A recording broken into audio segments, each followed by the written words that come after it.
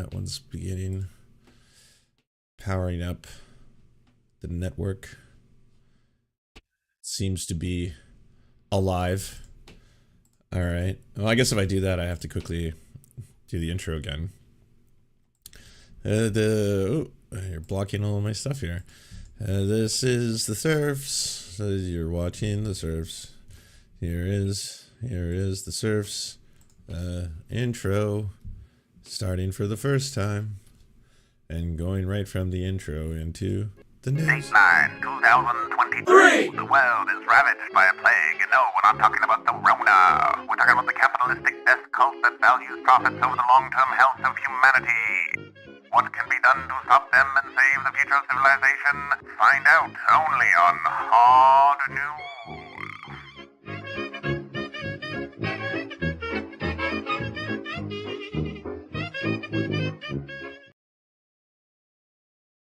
Oh, I didn't say my classic ho ho ho ho. There you have it, everybody. One quick, happy, silly story before we start talking about all the horrors of the world.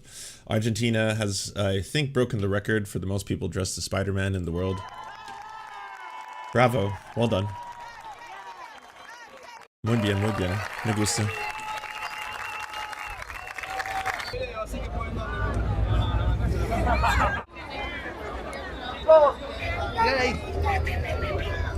Me parece muy lindo que quiera como proponer algo que una a tanta gente en un momento en el que el país está tan dividido y algo tan lúdico y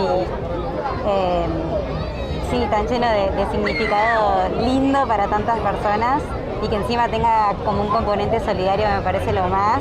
La frase típica de un gran poder conlleva una gran responsabilidad es algo que si le prestas atención te marca. Y podés tomarlo desde la infancia, si vas creciendo con eso es algo que te marca para toda la vida. El caso que me pasa a mí y lo que me encanta es poder pasarlo a la siguiente generación, que ella también lo hace, lo comparte, ahora está tímida, pero la verdad es un mensaje muy hermoso. Spider-Man para mí es un superhéroe que siempre te impulsa a más,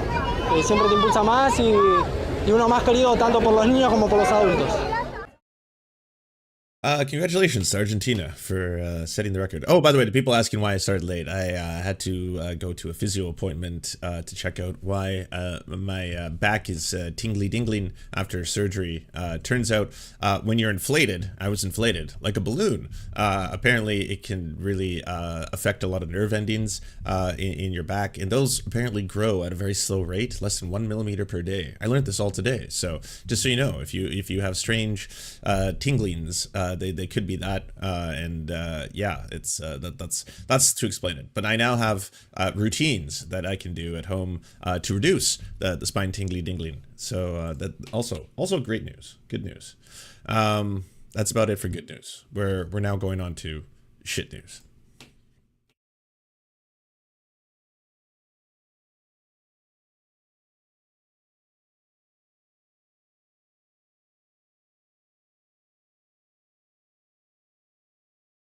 Yeah, they turned me into a balloon. I was inflated.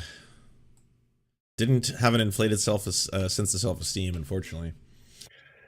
A small team of Canadian Special Forces have been deployed in Israel in the wake of the October 7th attack. Global News has learned from multiple sources with direct knowledge to the mission. The deployment includes a Joint Task Force 2, Canada's most elite and secretive military special forces unit. Joint Task Force 2 is Canada's national mission force responsible for the most dangerous and sensitive missions and military undertakes, including counterterrorism and hostage rescue. Sources told Global News and Canadian Special Operations Forces Command troops in Israel are dealing with security at the Canadian Embassy, including any possible future evacuation of essential staff, and doing liaisons with Israel Defense Forces. This is consistent with what is required by Major General Dennis Thompson, a former Cans of Calm commander, would expect, telling Mercedes Stephenson on the West Block that the Special Operation Forces typically deploy to crisis areas, quickly owing their high stake of readiness and agility, activating an immediate task force which enables them to draw on JTF2 and other units to accomplish their missions. Thompson also commanded the multinational force and observers during Israel's last ground operation in Gaza in 2014. The Peacekeeping Force was established by 1978 Egyptian-Israeli peace treaty known as Camp David Accords. The Canadian government often deploys special operation forces into tense environments to assist with intelligence gathering, evacuation planning, to provide security for embassies, and to liaise with host militaries. There's certainly a close relationship between Canadian Special Forces operations and the Israeli Defense Forces. even global news, as padded as this article could be, couldn't gloss over that one. What is going on? So, yep. So there's nothing surprising here. It's pretty much just par for the course. JTF2 is also Canada's designated hostage rescue unit, and Thompson said they could be involved in helping the IDF plan rescue operations. Yeah, hopefully those areas that the hostages are being held in still exist. But he did not suggest the Canadian Special Operation Forces would be planning any independent rescue efforts or participating with the Israeli efforts, just helping. Despite Canada's designated hostage rescue unit, JTF2 has never carried out a hostage rescue operation. Hamas and other militant groups have claimed to have taken around 230 hostages on October 7th when they attacked Israel and killed more than 1,400 people, according to the Israeli government. 2 Canadians are presumed missing, though the Global Affairs has not confirmed that Hamas captured them. Similar deployments have taken place in Ukraine and Afghanistan. Multiple sources say this deployment should not be interpreted as Canadian troops fighting or preparing to fight for Israel's offensive in Gaza.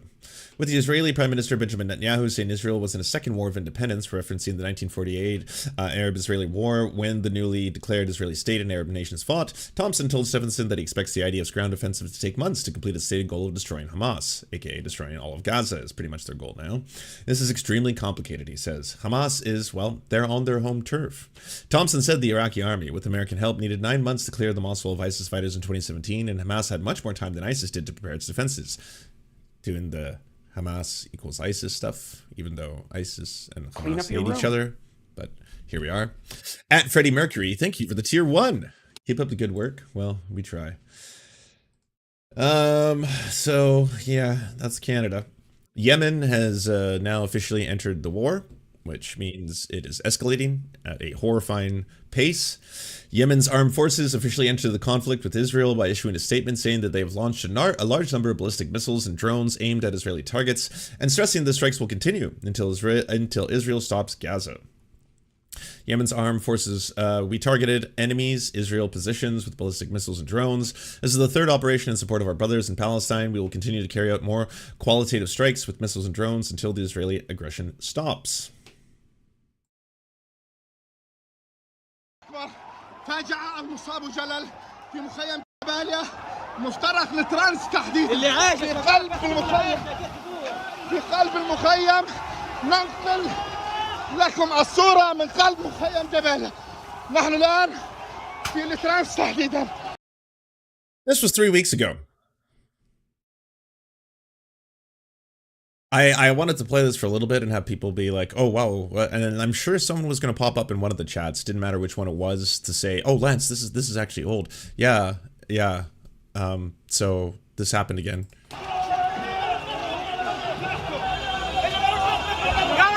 Oh, where's the new dono link? So a handful of the leftist mafia were currently discussing this. There was a really, really important viral post by a Palestinian currently posting, I believe, out of Gaza, saying that they are actually kind of disgusted at all of these, streamers and YouTubers doing charity streams right now when charity cannot get into Gaza. It's completely blockaded. You can fundraise $25 million right now for humanitarian efforts. The humanitarian efforts are not allowed to enter. There's a very slow amount of vehicles that have been allowed to enter. I believe so far 48 trucks have made it. The requirement was almost 100 trucks a day in order to be able to facilitate a lot of the very necessary support that people need in Gaza. And they said that the most important thing right now is to actively get your politicians to demand a ceasefire and apply all pressure possible on the Israeli government to make this stop. So we're most likely going to be doing a phone banking drive instead, because I think that that'll probably help more in this situation. We'll teach people how to do phone banking. We'll teach people how to do emailing, letter, calling, how to do direct action, protesting, stuff like that. Because yeah, I mean they do have a point. For people wondering, by the way, the Palestinian Children's Relief Organization, they specifically help Palestinian children, refugees who have made it out of Gaza. So that is a very worthy charity. If you've been donating and supporting charities like that, as I have, I still think it is very valid and noble, and people should continue, if they have money to spare, to help them out.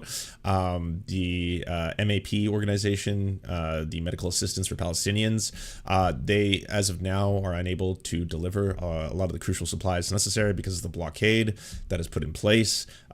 So yeah, it is a fair point right now that you know, the most effective things that you can be doing in the West are attending rallies, showing solidarity in that sense, but also continuously applying as much pressure as possible to every single MP, every single senator, every single member of the House, every single fucking government official, every lawmaker that you can contact, you know, in a completely non-violent, non-threatening way to demand an immediate ceasefire and restoration of Palestinian land. That's one of the most effective things you can do. It's more necessary now than ever. You can see in some regards what some of the pressure has already been doing in terms of you're getting a lot of politicians who would never have the courage to speak out against this starting to do so. The calls from some progressive politicians like Elizabeth Warren for humanitarian aid and a humanitarian corridor is being done without the courage to demand a ceasefire, because obviously that can be politically dangerous as a politician operating in either the US or Canada or anywhere in the West to condemn the actions of the Israeli government. It's a moment in history that does require courage, and a lot of people are not meeting the mark. And other people, like, yes, Fetterman is completely going in the opposite direction. And, you know, just saying that everyone needs to support Israel in this current invasion of Gaza. Yeah, I don't think donating to Palestine is a bad thing. They will need money. I'm not saying it's a bad thing. I'm not in any way. I've been supporting and promoting numerous charity streams, you know, from Hassan's to Sean's to Case Explosion. I think they're all doing amazing work. The fact that Sean raised $50,000 with this platform is incredible. But I'm saying in terms of what needs to be done immediately and right now, that's one of the most effective things that you could do, is, again, continue to apply pressure to your politicians. A lot of politicians, like, people sometimes I think forget the influence the United States has, especially when the United States is the #1 key strategic ally to Israel, especially in its military ambitions. And yes, Joe Biden does have the ability to apply pressure to stop this, but instead is amplifying and promoting it. So yeah. So again, this was 3 weeks ago. Dozens killed as Israeli airstrikes hit Gaza refugee camp 3 weeks ago. Rockets have been launched both into and from the Gaza Strip. Israel retaliated for Hamas's unprecedented attack. Many Gazans have been searching for survivors amongst the debris. So that was 3 weeks ago. Today we have, I don't know how to pronounce this properly. Stuck.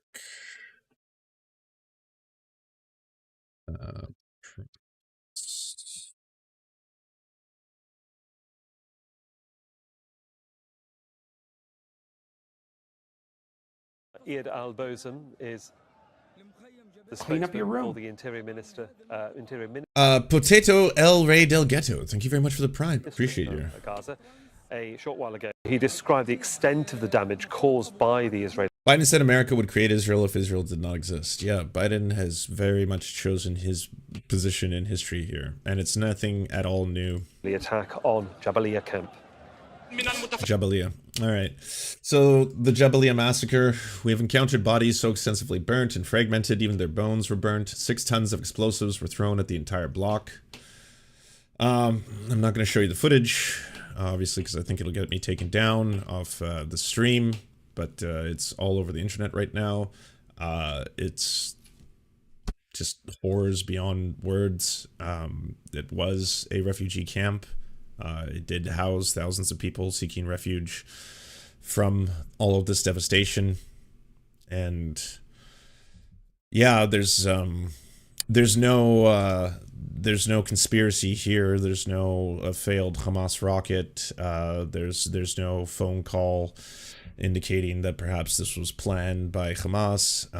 This was Israel, and this again is yet another yet another refugee camp that they have bombed into a civilian population, half of whom are children. The official numbers as of right now is that less than every 10 minutes, a child is killed in Gaza. That is obviously going to increase once the official numbers come out from the thousands of people that are under rubble right now. And again, seeing this as all of you are on social media, seeing this as everyone is in every corner of the world right now, and watching it unfold in real time, everyone is angry, and everyone is shocked, and everyone is sad, and everyone is looking for other people to blame. And to every person who is taking their time online to go after people who are horrified at this, shame on you. Like, genuinely, shame on every single fucking one of you. If you are fucking quote tweeting Muslim Americans and Arab Americans to tell them about how Trump would be worse at a time like this, you know, if you are tone policing people for their language, saying how dare you use a term martyr, that's how you're expending your energy. That's how you're expending whatever social media accruement you've gotten over the past years, and that's where you're spending this moment in history, essentially. You know, going after people who are incredibly, it's like completely right to just be fucking horrified. You know, that's the only response. The campaign, the military campaign itself, is accelerating. It's not slowing down. It is becoming increasingly worse. The last week saw some of the most deadly nights in Gaza since it began. And the only thing that is changing, certainly, the likes of which I've never seen, you know, in my life, is just public response and sentiment, and just overwhelming amounts of, like, you can see in the 2014 bombings, there was a lot of people who were, again, rightfully horrified, who were making a lot of posts about this, where once there was a ceasefire and once a lot of the devastation had, you know, stopped, I'm talking about the immediate devastation. So, you know, the Al Jazeera building still got bombed down. The only COVID center still got bombed down. A hospital was attacked, all of that kind of stuff. But while that was happening, a lot of people, including, you know, leftist celebrities, were posting a lot about it and posting in horror. And as soon as that stopped, they immediately started recanting a lot of their positions and or apologizing for perhaps going too far, or perhaps saying that, you know, while I am certainly upset about, you know, the amount of children who were killed in that campaign, I'm certainly not an opponent of Israel. I support Israel, all that kind of stuff. And right now you're seeing, you know, the like two top Obama officials demanding a ceasefire, calling out the Israeli government's actions with context for everyone who's you know, curious. Definitely doing so, you know, in the sense where they will say, yeah, the attack by Hamas was horrifying, and the follow-up complete leveling of you know, a largely civilian population is also horrifying. It's all horrifying. Like, if we call out one, we should call out the other. That's what you're getting from, you know, top Obama officials. Also, keep in mind that Joe Biden's own fucking arms dealer dropped out. Like, that's one of the senior officials to have quit over what he saw was going to be absolutely just crimes against humanity of the tallest order. Congressional and White House staffers are starting to quit because they can't deal with how their bosses are encouraging this genocide. Imagine having worse ethics than an arms dealer. I mean, I heard from a lot of people that this was the ethical arms dealer, if there is such a thing, but this was an arms dealer who realized that other people in his position could do much more damage, so he was going to stand up and take that position as you know, the Lord of War, but the good Lord of War, the benevolent Lord of War, and you know, perhaps trying to limit the amount of arms that the United States sends to Saudi Arabia and stuff like that. Yeah, he saw immediately with, you know, Joe Biden's wholehearted support for this, and immediately moving forward, that he was just like, I don't want to be a part of this moment in history. You know, I don't want to be complicit in what's about to take place.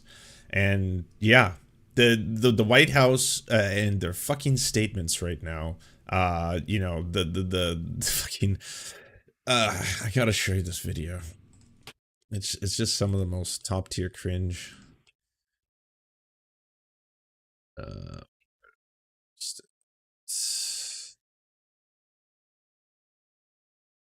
Scroll. Sick.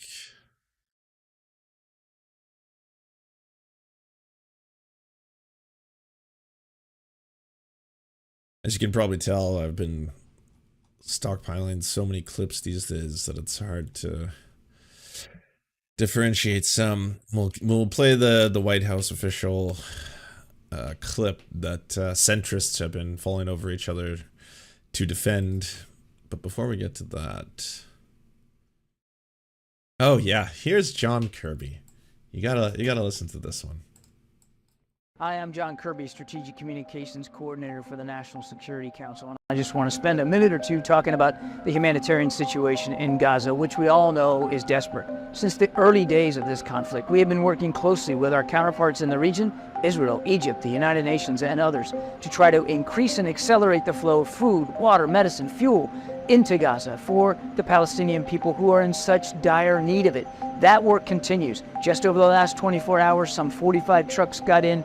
Today, hopefully another 50, and the Israelis themselves have set a goal of about 100 trucks a day. Now, so yeah, that's not happening. That is just so unbelievably callous and cruel, because who is doing this?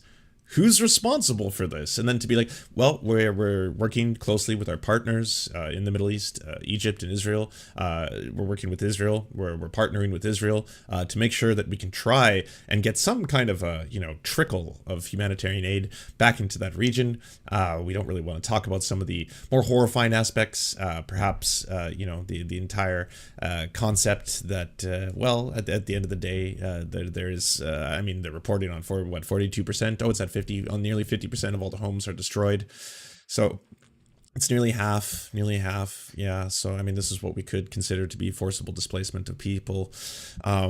Yeah, that's bad. But we were working closely with who's that again? Oh yeah, the government that's doing that. We're working closely with them to make sure that humanitarian aid can slowly flow and slowly trickle back into the area. We've heard word that apparently nearly 45 trucks have gotten inside, and it is true that most humanitarian organizations were saying that prior to this, even 100 trucks a day was not enough. That was not nearly enough to meet the demands of a incredibly impoverished part of the world. But you know, they've set a goal. They're going to try to get to that. You know, hopefully you can get to the regions where homes still exist, you know, and yeah, we're working with you. Now we know that's still not enough. It's still a trickle, but it will help alleviate some of this suffering. Yeah. See, it's benevolent. It's like this isn't ethnic cleansing. Okay, everyone is saying terms like genocide and stuff like that. This is you know, a military campaign again to destroy Hamas, and then in addition to that, there's a trickle. We know it's a trickle. You said a trickle out loud. A trickle. And we will continue to do everything we can with our partners in the region and, of course, with the UN and humanitarian aid organizations on the ground to help the innocent Palestinian people of Gaza. They didn't ask for this conflict. They didn't ask for this war. They're victims of Hamas as well, and we're going to make sure that we don't forget their plight and their needs. So the only thing to take from this, outside of absolute and utter disgust, is the fact that this wouldn't have had to be made if there wasn't such a monumental public outcry and horror. So that is their attempt to be like, okay, well, yeah, all of these fucking progressives and, you know, anti-war people are apparently protesting in record numbers everywhere, and it's really hard to condemn them all as anti-Semitic because a lot of these organizations are primarily led by Jewish protesters as well, you know, Jewish Voices for Peace, if not now, and a lot of them are using slogans like "not in our name," so we can't go down that route. So I suppose we're most likely going to have to address the needs of the people in a way that, you know, assuades them. We'll assuade them, you know? Thank you, Admiral. A massive blast has been reported at a refugee camp in Gaza, in one of the most densely populated areas. An IDF spokesperson said that they were targeting a Hamas commander. What can you tell us about this? And does that, in your view, mean they violated the laws of war? Can't say much. I mean, this all just happened just before I came on out here, and I just don't have a lot of information on that. Would it mean they violated the laws of war, given what we've seen? No, I'm not going to speculate on an incident that I really have no information on. That would be really, really imprudent for me to do. Thank you, Admiral. I don't know. I kind of feel like this is kind of an area that you're supposed to have information on and focus on, that you're supposed to know about. But better answer than actually condemning Israel for a war crime, right? Can't do that.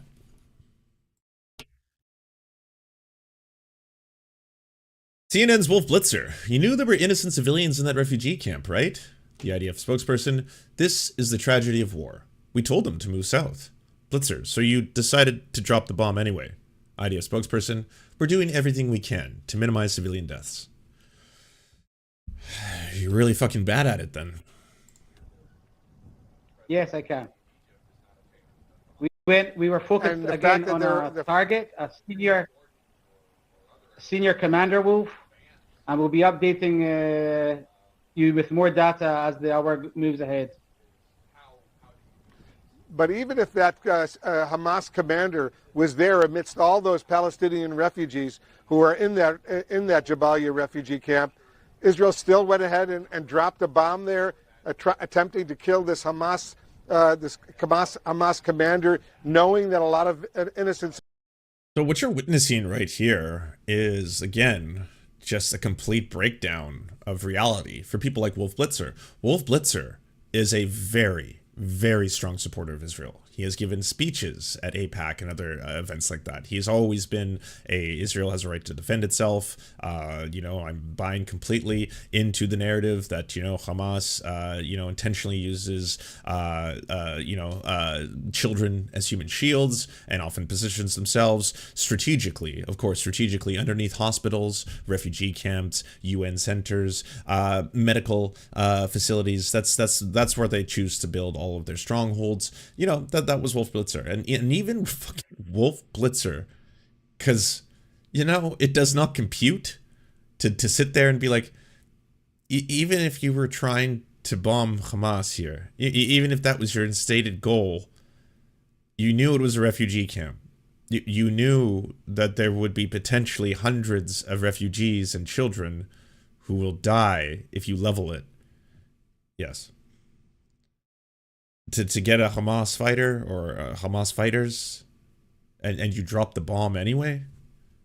Civilians, men, women, and children, presumably would be killed. Is that what I'm hearing? That's not what you're hearing, Wolf. We're focused on this commander, again, who you'll get more data who this man was. Killed many, many Israelis.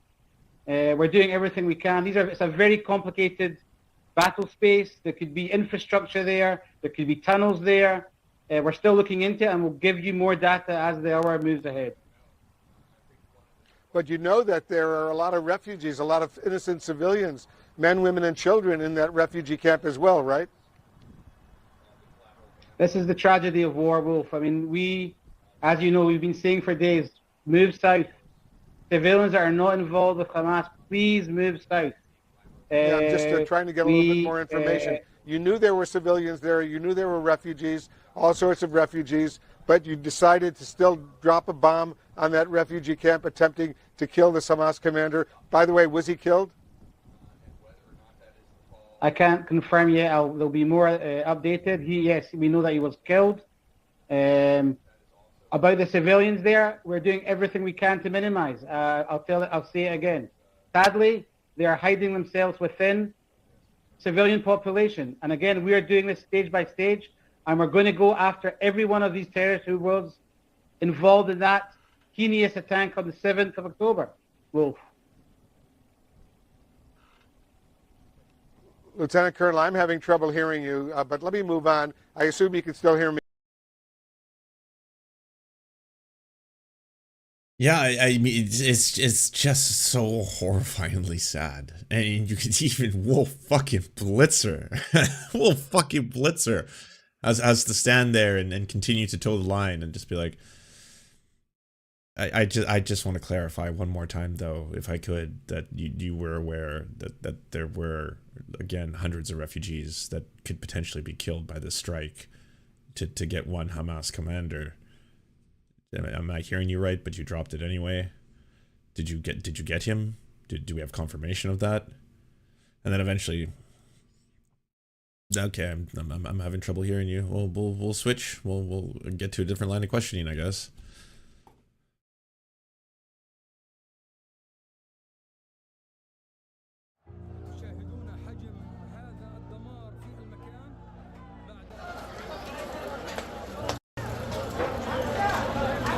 كامل تم مسحه.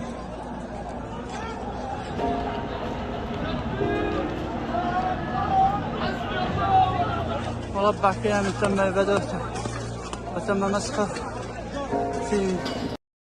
Again, like, people have eyes. There's not even fucking Hollywood movies that look like this. This is just like utter destruction. Everything's gone.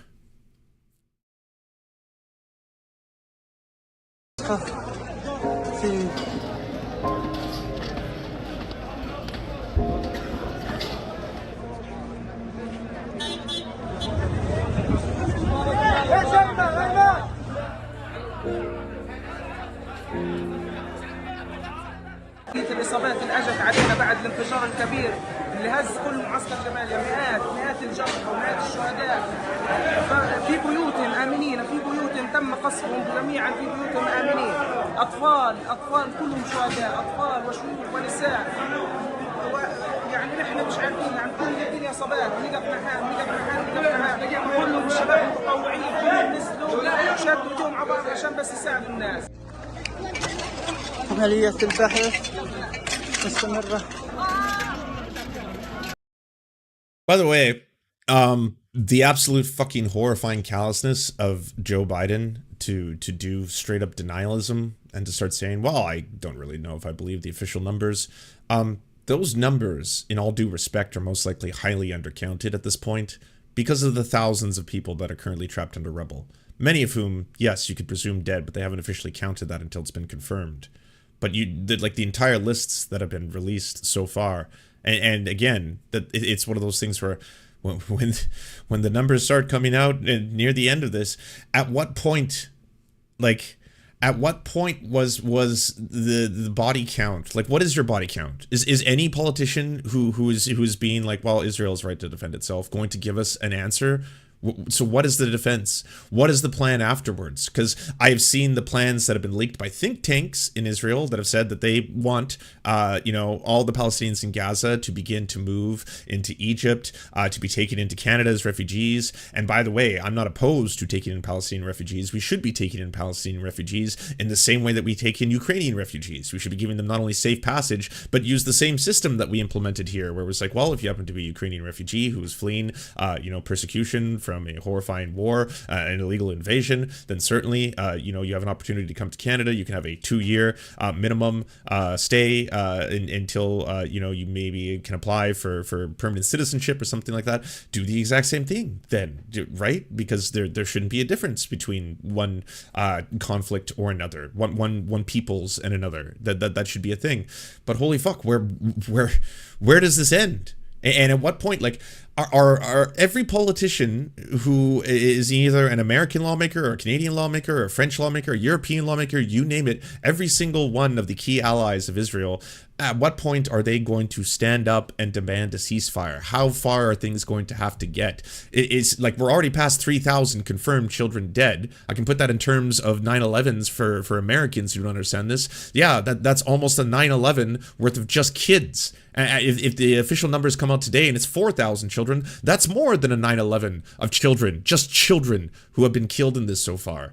But it's going to be that same thing where like the numbers just keep on going up and up and up. It's going to go over 10,000 dead people, many of whom are simply civilians, you know? And I'm also getting fucking sick and tired of saying, yes, women and children were killed. Well, fucking tons and tons of men and boys are being killed, crushed, their skulls crushed in fucking crumbling buildings, burned alive in bombs. Every day that goes by, every moment that goes by, that this accelerates, by the way, because the Israeli army is not slowing down. They are doing ground invasions now, and the bombing campaigns are intensifying. What's the metric? What's the measure that there's been more concentrations of bombs so far that measure into a complete atomic bomb that was dropped on Hiroshima? They've dropped more bombs in this campaign than the United States did in an entire year in Afghanistan. Like, what will it take for even the fucking progressive politicians now who are like, I'm deeply concerned about the humanitarian crisis. You know, corridors have to be open so that aid can go in. To where, I ask, for like, if 42% already of the homes have been destroyed, what happens to those people? What happens to the hundreds of thousands, like 200,000 people lost their homes, are now forcibly displaced? Is food, medical supplies, water, is that going to come in and restore their houses, their homes, their livelihoods, their dignity, their day-to-day? And like the fucking posturing of it all, it's like, it's so thoroughly disgusting. And again, I just like, I keep thinking, what's it going to take? Like, how far? What is the tolerance level for all of you? You know, politicians who are still, well, it would be inappropriate at this time to call for a ceasefire. I mean, no one worse than fucking Hillary Clinton being like, oh, people asking for a ceasefire simply don't understand what's happening right now, okay? The ceasefire at this moment in time would be a victory for Hamas. An absolute victory for Hamas. No, they need to continue to apply pressure in order to rid the world of every single Hamas fighter. And yes, there will be a heavy toll. There will be, obviously. War is never, beautiful. War is oftentimes, cruel. But that's simply how it goes. مربع كامل تم بدأ قصف عنيف على معسكر جباليا. If you didn't know, by the way, apparently in some of these refugee camps, people have to wait in hours to be able to just use a bathroom because of the limited access to washrooms that are available. A lot of medical personnel have, unfortunately, had to begin drinking IV bags. Yes, that's saline solution. It's not exactly the most ideal form of hydration there is. But yes, because of the limited amounts of water, people have been drinking sewage because there is no potable or clean water available. There's no fuel to be able to disinfect it. There's no filtration systems. The hospitals that are still operational are running out of fuel, which means, yes, the mass death is continuing and going to continue to multiply. I honestly, like, people in fucking Twitter replies right now who are just like, this is war, release the hostages. Yes, release the hostages. This is war, release the hostages. I'll just over and over and over. I don't understand how people can turn off their humanity like this. You know, just point blank, just absolutely see what is happening or see the numbers and the official numbers, by the way, that are, in dispute by the Biden administration. Have you seen what Israeli television has been doing? They have been showing an actual real-time body count of Palestinians killed in Gaza, saying that this is them, like, showing it as if it's a victory, a winning. Like, these are the amount of Hamas fighters that have been defeated. Again, in a civilian population of half children. Like, there's over 3,000 kids have been killed. Were they all Hamas fighters? Hamas fighters in waiting? Hamas fighters in training?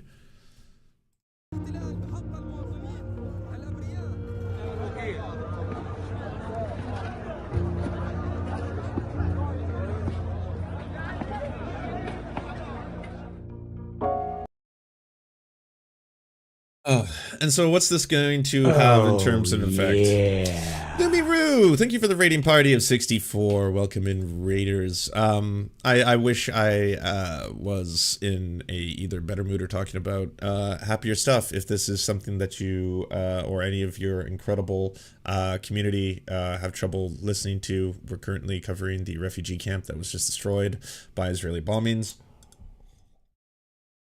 But I was going to quickly talk about how Joe Biden is completely evaporating his chances of getting elected. Basically, handing over the election to a far-right piece of shit by supporting a far-right piece of shit. That's what Joe Biden is doing. Can everyone go to twitch.tv/Lumiru? Go give them a follow back. They're an awesome streamer. They're really worthy of your time, love, and your ears and eyes. So go check out Lumiru. The reason I want to talk about this is because I think at this moment in time right now, a lot of, blue no matter who, I'm with her, I bleed blue, liberals in both Canada and the United States, by the way. Canada's having the same problem with the Justin Trudeau crowd, being like, oh, Justin Trudeau, he's not as bad as everyone's making it out to be. He said that he wants to match donations up to $10 million for humanitarian efforts in Gaza. And I was like, yeah, last year it was reported that he sent $22 million in military aid to Israel, and no signs of stopping that. So the posturing is fucking sickening. But if you are concerned, deeply concerned, about someone like Donald Trump coming to power, then you should be mad as fucking hell at Joe Biden and Justin Trudeau. Because Justin Trudeau, I mean, I'll be honest with you, in Canada, he's lost. He's most likely, in my complete assessment, I will make a prediction. Here you are. I think Justin Trudeau is going to retire before the next Canadian election. That's going to be my prediction. I'm going to go on the record of saying that because the writing's on the wall. He has absolutely mathematically no chance of winning right now. There is going to be a conservative majority taking over this country. And that's fucking a horrifying prospect of which, I don't even have time to process that kind of shit. I don't know if everyone noticed, but there was a recent, climate change report that came out, signed by fucking tons and tons of scientists and organizations. Yet another dire warning. Just completely got lost in the blip of news because of everything horrifying that's happening right now. But for every Democrat and every, blue no matter who is using this opportunity, the one in which most people are rightfully horrified, to go after anyone saying, well, I could never vote for Joe Biden. How can I support someone who's not only supporting this ethnic cleansing, but is directly pledging, both military and financial support for it? I have no, people are throwing around the term genocide Joe, genocide Justin right now, and people are getting mad at those people instead of getting mad at Joe Biden. All of the effort, all of the efforts that are being put forward right now you could be using those two fingers. Your hands could be using your fingers right now to be writing to your lawmakers. You could be using your fingers right now, but instead you're going online and being like, well, I just want to, again, posture as the smartest person in the room. Donald Trump would be worse. Yeah, Donald Trump would be worse, but why the fuck are you throwing that at people who are rightfully horrified at Joe Biden? Are we supposed to now, when presented with two people who are directly supporting ethnic cleansing or would be supporting ethnic cleansing theoretically, but yes, I'm absolutely sure that Donald Trump would be doing so. I just want to say that there are other things that Joe Biden would be like. Be mad at Joe Biden. Don't be mad at people who are horrified at Joe Biden, because they are rightfully horrified at Joe Biden. This information that's coming out right now, that in key battleground states, including Michigan, where Joe Biden needs to have Muslim American and Arab American communities support him, as they did in the last election, their support has completely collapsed in free fall. Then you should be furious at Joe Biden, not at Muslim Americans and Arab Americans who are rightfully fucking outraged at this, who are rightfully fucking disgusted by this. You should be applying pressure to Joe Biden. You should be writing in to Joe Biden. You should be calling in to Joe Biden and saying, why the fuck are you doing this? What the fuck? This just came out. The first national poll of Arab Americans since the war in Gaza began shows how deep the sense of betrayal grows, with only 17% of Arab Americans voters saying they will vote for Biden in 2024, a staggering drop from 59% in 2020. In the week since Israel suffered the deadliest attack in U.S. history, U.S. President Joe Biden has pledged his unfettered support to the country and its people. President Biden loves Israel, loves the Israeli people, and has our back, Amir Tibon, the Israeli journalist who survived the Hamas October 7th massacre, said following a meeting with the president. Not everyone feels the same. Back in the U.S., Palestinian and Arab Americans have expressed outrage over Biden's response to Israel's bombardment of Gaza, which has killed more than 8,000 people, more than a quarter of them children. The first national poll of Arab Americans since the war began in Gaza shows how deep the sense of betrayal grows, with only 17% of Arab American voters saying they will vote for Biden in 2024, a staggering drop from 59% in 2020.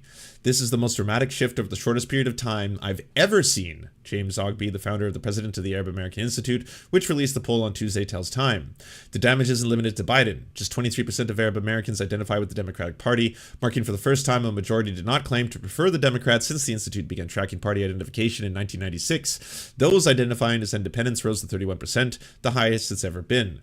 The poll results are likely to increase concern amongst Democrats about Biden's stand with Arab Americans heading into 2024, particularly in Michigan, a key swing battleground state that requires Biden to have their support, where roughly 277,000 Arab Americans call home. Biden won in 2020 by 155,000 votes.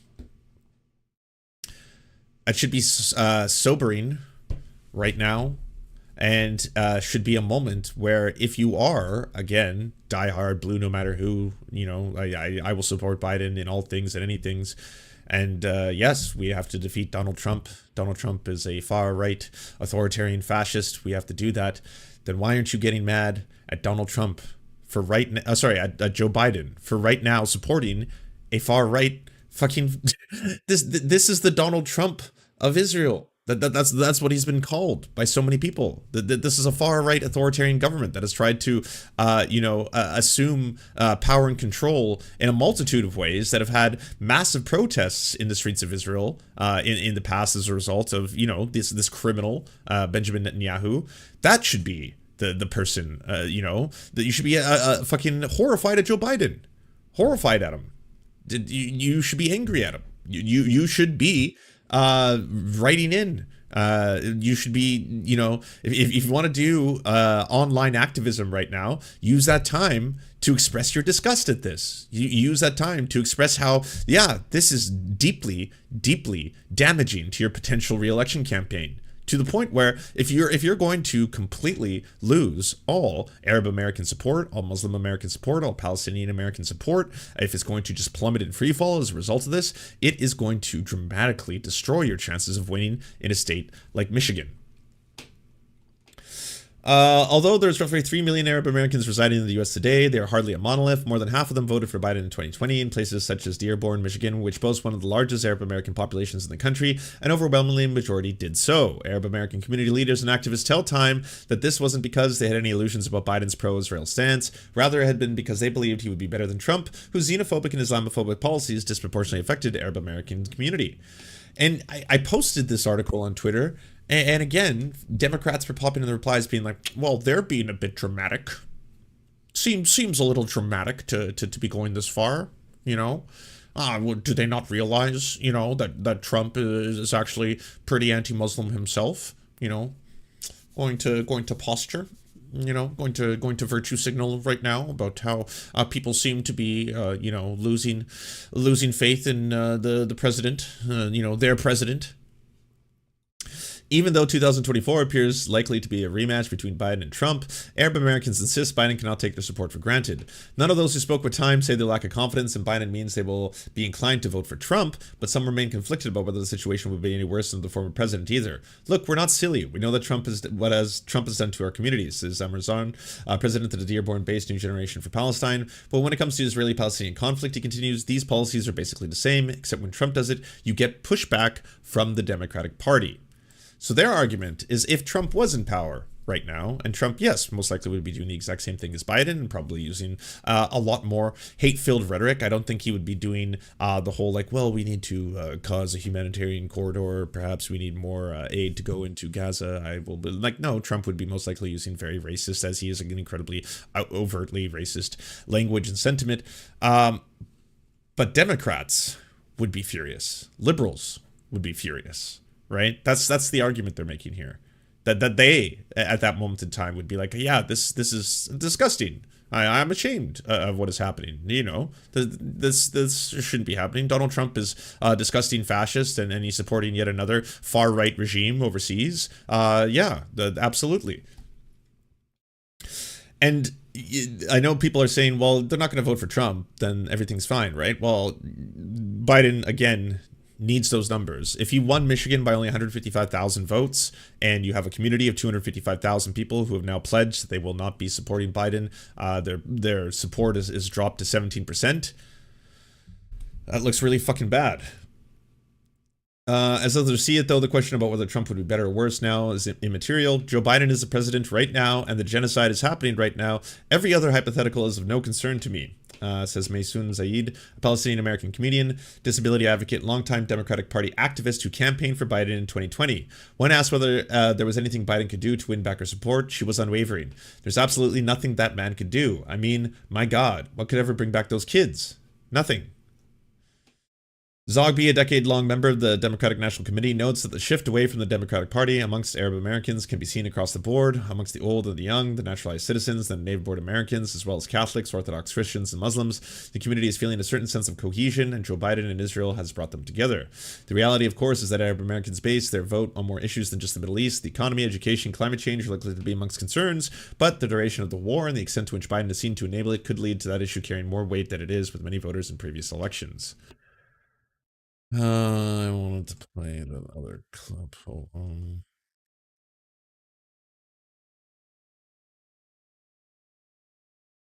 Oh, if you haven't seen, by the way, there are protests taking place in Tel Aviv by Israeli citizens against the war.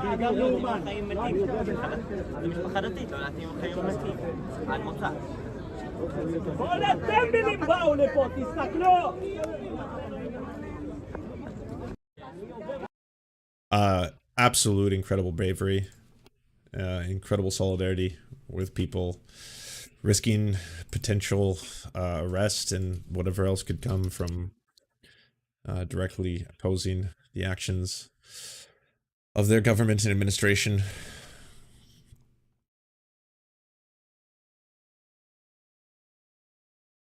Oh no, Ryan Grimm deleted it? Oh, he did. Oh no, it's still up. Never mind. Sorry, my bad. Doesn't Biden think the anti-Israel protesters in this country are extremists? What I can say is what we've been very clear about this. When it comes to anti-Semitism, there's no place. We have to make sure that we speak against it very loud and be very clear about that. Remember, what the president decided when the president decided to run for president is what he saw in Charlottesville in 2017, when he saw neo-Nazis marching down the streets of Charlottesville with vile anti-Semitic just hatred. And he was very clear then, and he's very clear now. He's taken actions against this over the past 2 years, and he's continued to be clear. There is no place for this type of vile and despite this kind of rhetoric. And we hear you guys. Now, this went viral because numerous people were reposting it, including Ryan Grimm's post. And if you look at the comments section, it's filled with people saying this is a complete misinterpretation of what she's saying. She's saying very clearly that anti-Semitism is not tolerated in any of its forms. They're not doing a direct comparison between the march in Charlottesville to the pro-Palestinian protests that are taking place. I would contest that by saying that they are being put in the framing, you could say a false equivocation, if that's the way you want to put it here. If your statement is that we don't support anti-Semitism, say that, and you should. Like, yes, absolutely, anti-Semitism is fucking vile. If there's people at protests who are spouting anti-Semitic rhetoric, fuck them, of the tallest order. I've been to these recent Free Palestine protests. There was no anti-Semitism being chanted. In fact, there was a lot of Jewish people there. There were Jewish people there. There were Muslim people there. There were white people there. There were brown people there. There were black people there. There were Asian people there. There was like all peoples joining together to oppose an ethnic cleansing. That's what it was. It was not in any way, shape, or form some anti-Jewish rally. And this is, you know, being propagated by a lot of media outlets. You know, in Canada, we had Global News and some other outlets, CTV, for example, starting to say, like, you know, pro-Palestinian demonstrations coincide with Hamas's Day of Jihad and things like that. Or like, and yes, are there people who show up to massive rallies, by the way, because the one in the UK had, what, 500,000 people, 500,000 people? Are there going to be anti-Semites who are going to join 500,000 people and try to utilize that as an opportunity to either spout disgusting ass anti-Semitic rhetoric or fucking try and astroturf the entire thing? Yes, of course there's going to be. That doesn't mean that that is either the aims, aspiration, or goals of the protests or what the vast majority of the protests are talking about or advocating for. It's like this complete smear right now that anti-war protests taking place globally everywhere are somehow just by their existence a form of anti-Semitism. When a lot of the biggest ones and some of the most, you know, the ones involving the most direct action are organized by Jewish organizations, Jewish Voices for Peace, if not now org, you know, like. You can see again with your own eyes just the seas of demonstrations being done by Jewish people right now, saying "not in our name," protesting, shutting down Central Station, getting arrested in the process. It's like it's the most bad faith possible and dangerous, absolutely dangerous interpretation of what is taking place to start saying, well, you know, we don't support anti-Semitism in any protest, whether that be Charlottesville or some of these, you know, current ones. You guys don't talk about extremists all the time. It is usually about MAGA extremists. So what about these protesters who are making Jewish students feel unsafe on college campuses? Are they extremists? I've been very, very clear. We are calling out any form of hate. Any form of hate. It is not acceptable. It should not be acceptable here.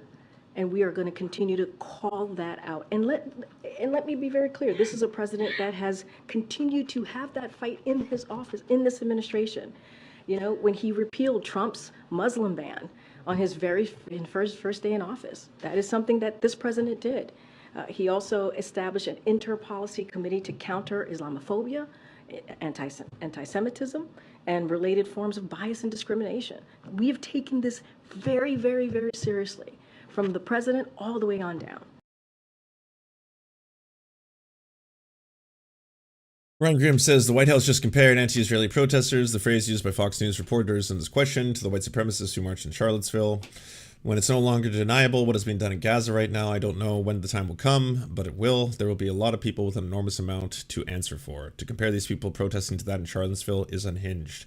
Not sure how bad. If you're not sure how bad it is inside Gaza, I recommend this interview with The Intercept.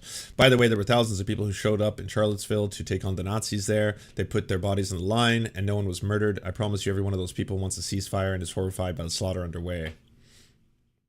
Oh, PSA's Hitch. That's not what she said. She was talking about Charlottesville as an example of how anti-Semitism against anti-Semitism Biden is. Not comparing the groups as if they were the same. They tried to community notes that one yesterday. It didn't take.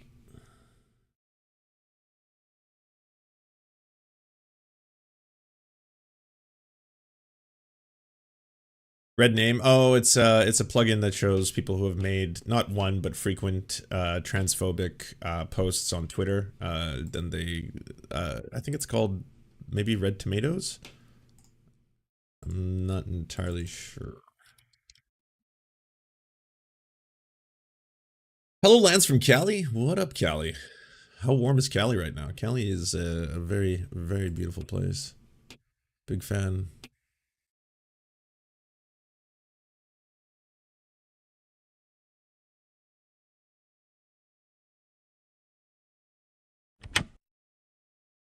People who are calling for a ceasefire now do not understand Hamas.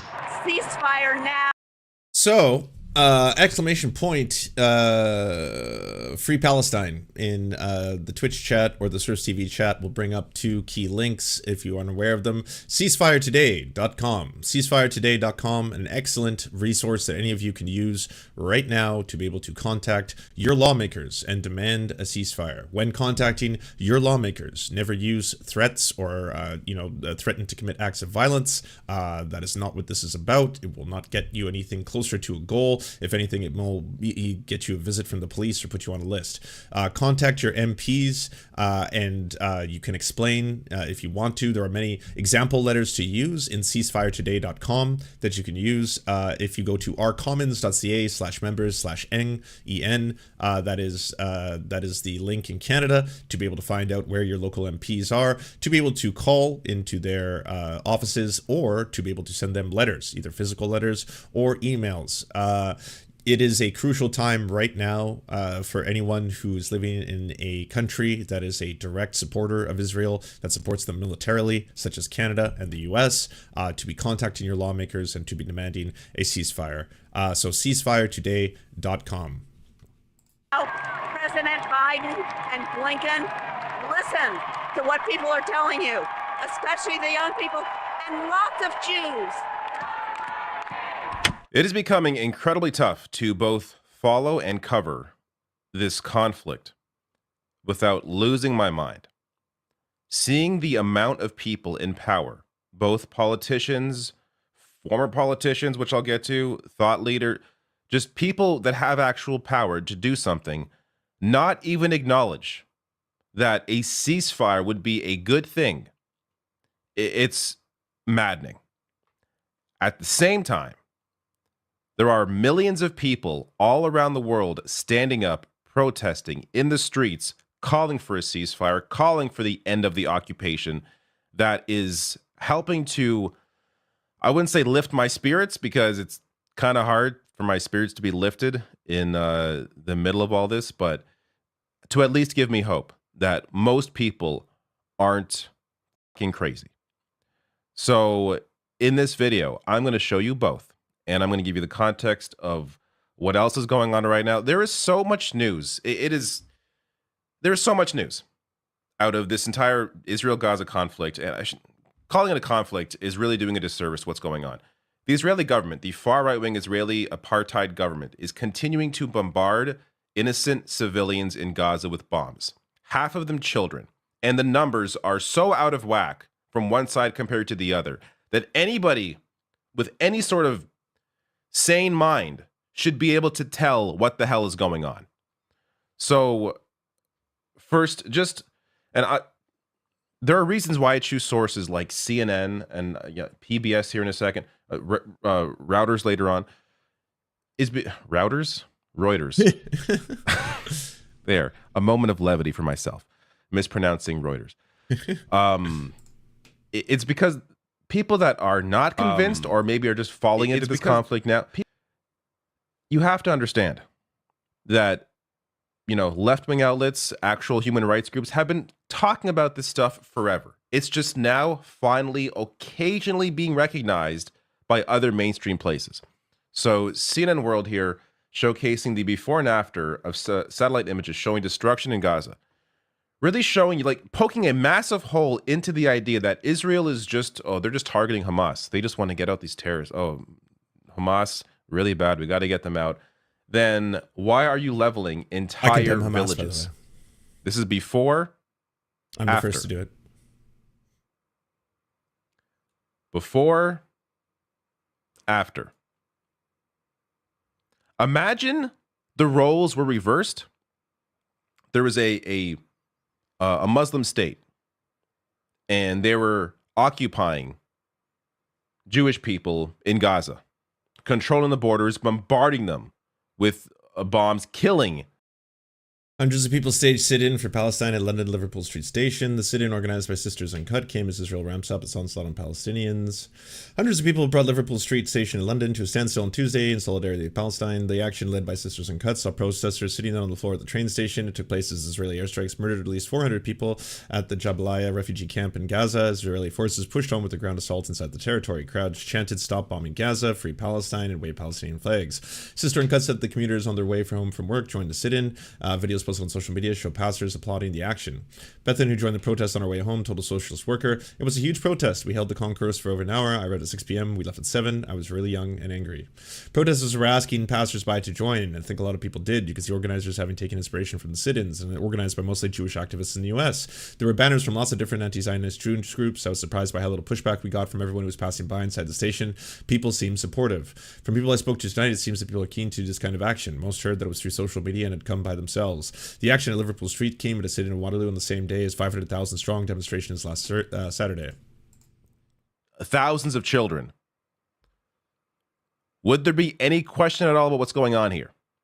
But this, by the way, this right here is why, like, I know there was that conspiracy theory that was being pushed forward that there might be some AI-driven algorithms, perhaps on the behalf of the Chinese government, the communist Chinese, in order to try and sway public opinion into supporting Palestine. Why do so many young people oppose this? Why are so many young... It's because they have fucking eyes. That's why. That's why Gen Z is disgusted by this. That's why Gen Z is opposing this. Gen Z fucking sees this with their own fucking eyes and is like, you cannot tell us that this is being done 100% in the interests of self-defense as you level entire fucking blocks to nothing. Nothing. Like strategic airstrikes at specific terrorist targets. Are you fucking kidding me? There's nothing left. There's not, like, 42% of the homes have been destroyed. 42%. Like, is every one of those homes was a Hamas stronghold? Every single one of the people living in there is a terrorist? Every single child that has died was a Hamas fighter in waiting? Those are reversed. And, of course, the Israeli government, a massive ally of the US, the UK, Europe, Canada, so they're allowed to go on doing this. Absolutely disgusting. So look, this goes on and on and on. I'll link to this below because I'll be here all day. Showing you this is not, oh, you know, we're just targeting Hamas. That one building there, we're just got, no. There's a guy in Hamas in that building. No, it's the entire city block.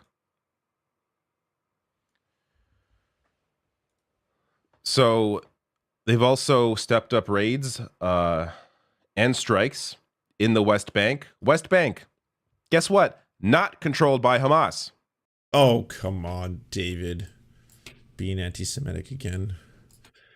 Labor against the arms trade. Yesterday, union members turned statements into action. We responded to Palestinian trade unions' urgent call for ceasefire now in Gaza and for to take action to halt the arms trade to Israel. It can no longer be business as usual for companies arming Israel. We joined Palestinian Labor and WBW Canada on the picket lines to shut down the INCAS, a Toronto-based security and defense company whose Israeli division has supplied the government of Israel with more command and control units than any other supplier in history. Direct action, worker power.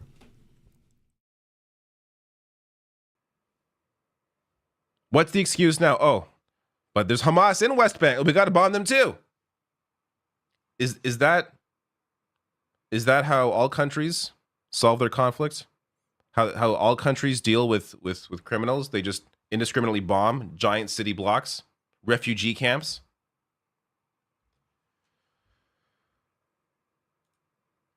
Save the children here. Writing the number of children. Breaking. Bolivia just ended its relationship with Israel. Just happened now. Breaking. Bolivia ends relations with Israel. Minister of the Presidency. We are sending this official communication to the state of Israel in which has stated we make known our decision as the plurinational state of Bolivia to break diplomatic relations with Israel. Reportedly killed in just 3 weeks in Gaza is more than the number killed in armed conflict globally across more than 20 countries over the course of a whole year for the last 3 years. So to get specific on this is as of yesterday. The numbers, of course, are always increasing. But 3,100 195 children killed in 3 weeks surpasses annual numbers of children killed in conflict zones since 2019.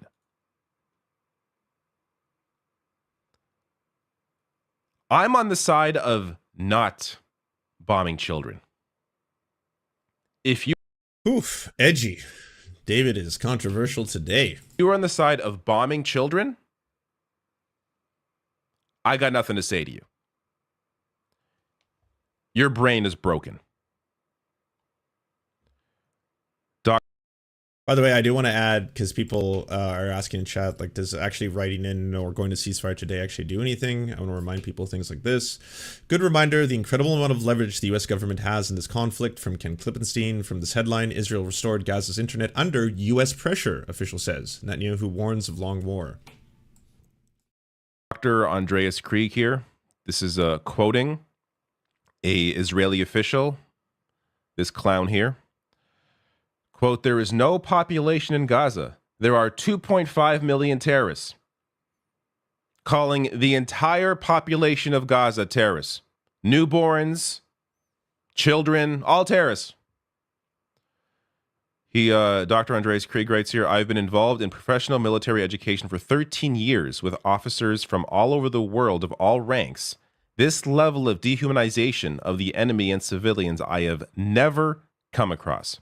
Yeah, there's tons of other resources in that site that you can do. Outside of, there are petitions that you can join and sign and share. There's a multitude of other stuff. There's information from Doctors Without Borders. Unfortunately, the sad reality is right now that there's just not a lot of ways to get aid into Gaza, as Israel's blockading it, and they are letting in, unfortunately, as the U.S. has claimed a trickle.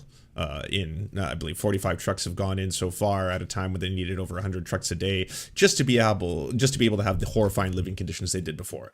The horrifying living conditions that you saw before, all those statistics that were coming out of Gaza and how bad it is in that open air prison, that was with 100 trucks a day. And as of since the blockade, 45 have gotten in. So it is beyond disgusting to try and pretend that, well, we're abiding by the rules of war. We on one end are obviously supporting Israel's right to defend itself, while at the same time we are allowing for humanitarian access for supplies and goods. The people who work for those organizations, from UNICEF to Doctors Without Borders, they are all screaming. Look at any of their accounts on social media right now that this is the worst crisis they've ever seen. They have completely run out of supplies. They've run out of fuel. They've run out of fucking painkillers. That was one of the scariest ones, where they're like, we no longer have painkillers to give to children who have fucking their bodies covered in burns. So they have to just literally sit there in unbelievable agony as we try to do anything we can to help them. Again, horrors beyond imagination. That is the kind of thing that is being reported on by the very organizations who are doing incredibly difficult ass work. The real heroes of the world, doctors who are willing to go into conflict zones and volunteer their time to try and save lives. They're the ones saying, holy fuck, help us, please do something. And this isn't just one random Israeli official. We're talking about all of them. Everyone in power in Israel is saying this. Olaimi raid incoming? How could Olaimi raid me? Can you raid on YouTube now? If that's true, by the way, that would be adorable that Olaimi is around. But I don't think you can do it on YouTube yet. I could be wrong. Can you raid on YouTube? Including their media. Now, I shouldn't say not all Israeli media, as I've quoted before. There are many articles from the Times of Israel, others pointing out that there is a lot of anger towards Netanyahu. They want the government out. But there is media like this that is just fully in support of what is going on and claiming they are all terrorists. Here is the Israeli TV is saying that they killed 7,000. As people are sending me this, all I'm trying to play as much of it as I can. But as to whether each and every act is in accordance with the law, well, that will have to be adjudicated in due course. Of course it will. Yeah, no, don't call out war crimes as they're happening. That's icky. We don't do that, all right? We'll find out after. There's this whole fog of war, you see. And when the fog of war clears, and what are we at right now? 42% of all homes have been destroyed.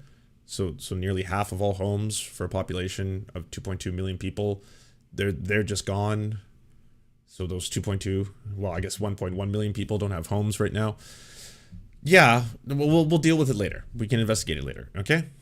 I think it's unwise for politicians to stand on stages like this or to sit in television studios and pronounce day by day which acts may or may not be in accordance with international law. I think it's not the role of politicians.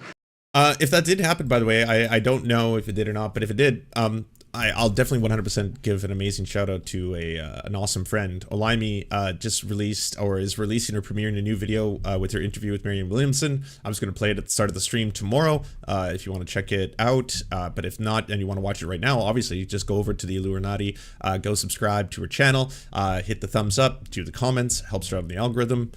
Get over there and support that channel. Is Vladimir Putin a war criminal? Yes. Yes. What I've seen already amounts to war crimes.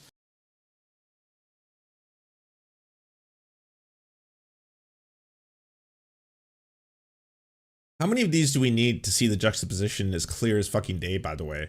I mean, every single politician who's on one end, like, you know, that dude in the US who's straight up tearing up, as like justifiably, by the way, at the horrifying war crimes of what Putin has done on Ukrainian civilians, targeting civilian fucking infrastructure, schools, hospitals, shit like that, and then being like, oh yes, you know, words they can't describe this. I'm like, oh okay, yeah, genuine. Yeah, same. It fucking yeah, it takes your breath away. And then when it's like, so what's going on in Gaza? It's like, well, at this time, we are asking that everyone obviously abide by the international rules of order. We believe, you know, they are doing everything in their power to limit civilian casualties. They have asked politely, you know, that everyone simply move out of the areas that they are going to completely level into dust. And so because of that, people have had fair warning, you know, sometimes 24 hours to leave the refugee camp or the hospital where they are currently, deeply, deeply wounded in. Yeah, so they've had fair warning. Let's just abide by that. Particularly the awful attacks on civilians. As to whether each and every act is in accordance. Mike Thompson, thank you so much for the $2 dono. Didn't they say 42% a week ago? Yes, that number is most likely much higher now. That's just like the last official number that, you know, when I don't want to start saying, because the official count right now, I believe, is at 3,300 children killed so far in this campaign.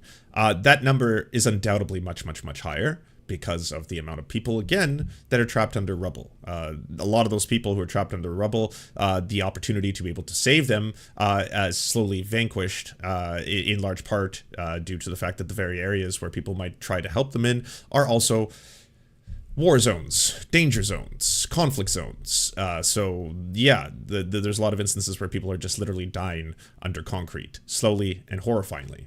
So the numbers will increase dramatically. Today was the first time that I started seeing headlines where people are starting to die from dehydration, which again, in 2023, it's just taking place. And the other thing is, like, not even with condemnation in some accounts, with the full fucking support of my government, most likely your government, depending on where you're watching. And 546 terrorists. Ahmed writing here, I happen to know 14 of these terrorists. These are my nieces and nephews whose age range between 1 to 13 years. So this is what he's talking about. This is what I was talking about, by the way, when I was saying that Joe Biden is currently putting or calling the numbers into question. Well, maybe he should be following the numbers that are being platformed right now on Israeli television. Does he believe those numbers? Are those numbers accurate enough to believe? 7,000 plus terrorists we eliminated. Hey, Lost, everyone go check out Lost channel, Lost SIOUX. How's a 1-year-old a terrorist? Apparently a terrorist in waiting. That's how they are categorizing all the civilians' death. They're all terrorists.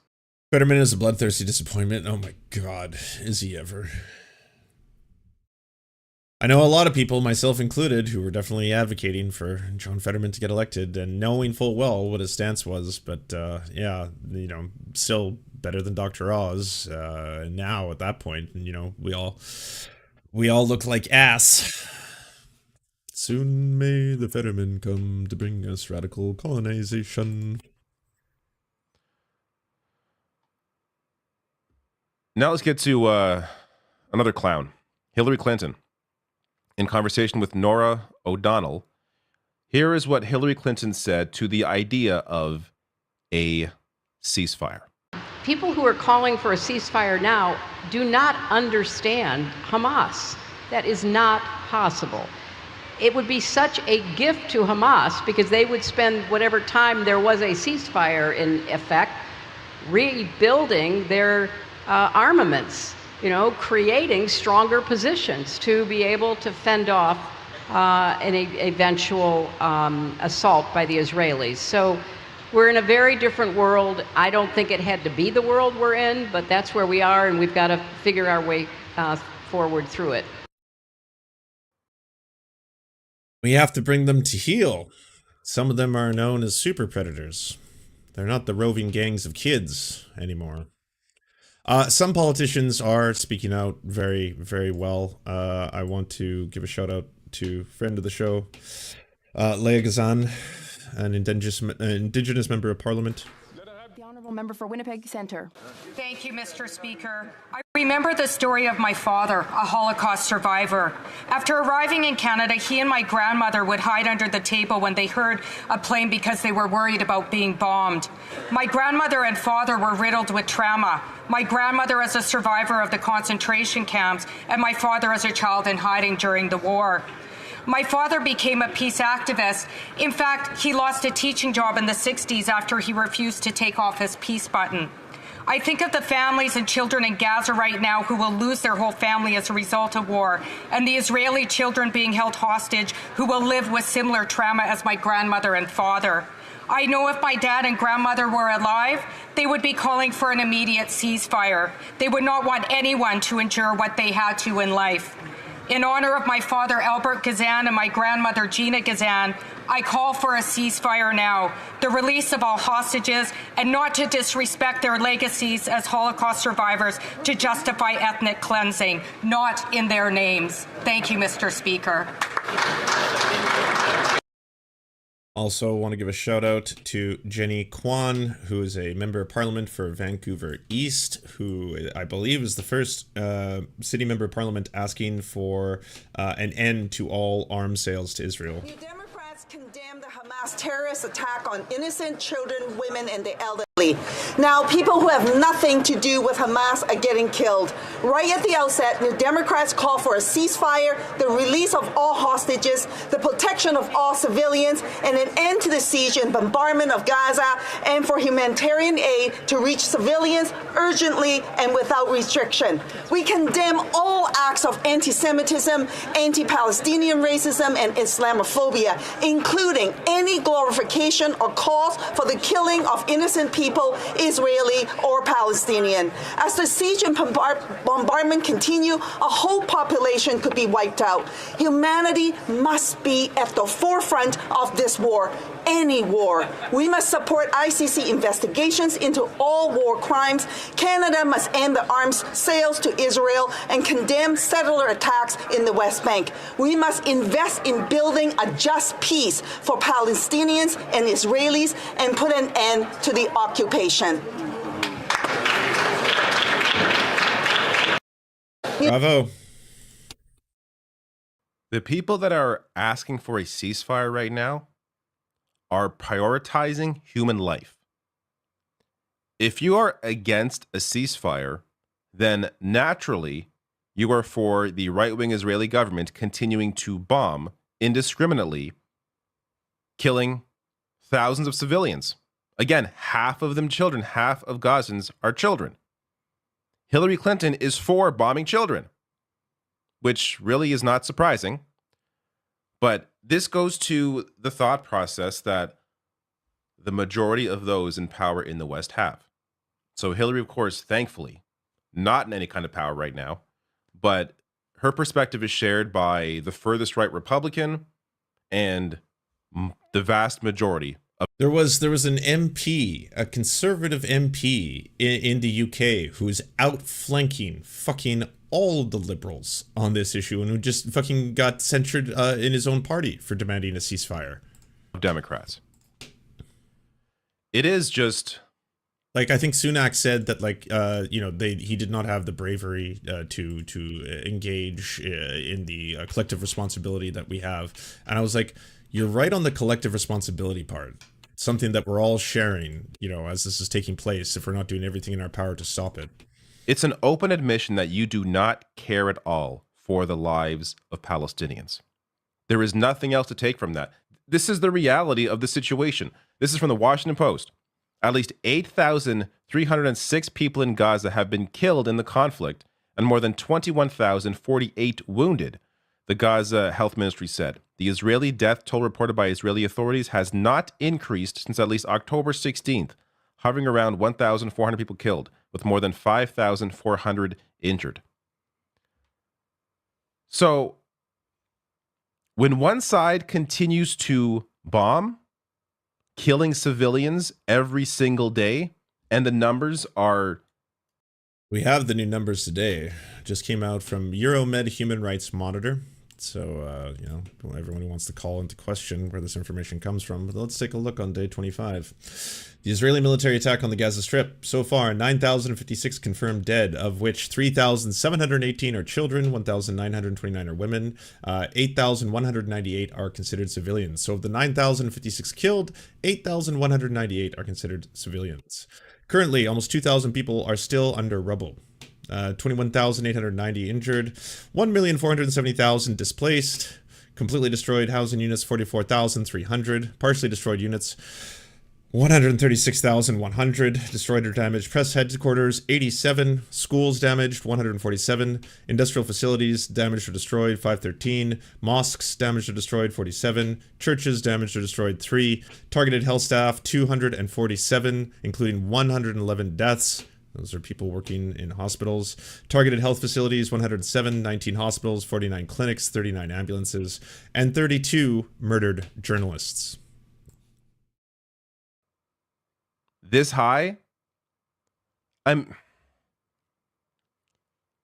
Erase the names, forget who's doing what.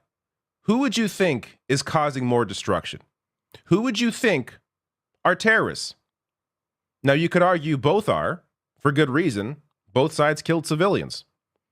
But when one side continues to kill civilians while the other side is no longer suffering those sorts of numbers, what can you possibly take from this except for the fact that the Israeli government are committing terrorist acts? That is clearly what is going on here, while the world's superpowers in the West continue to support them. And we should be clear.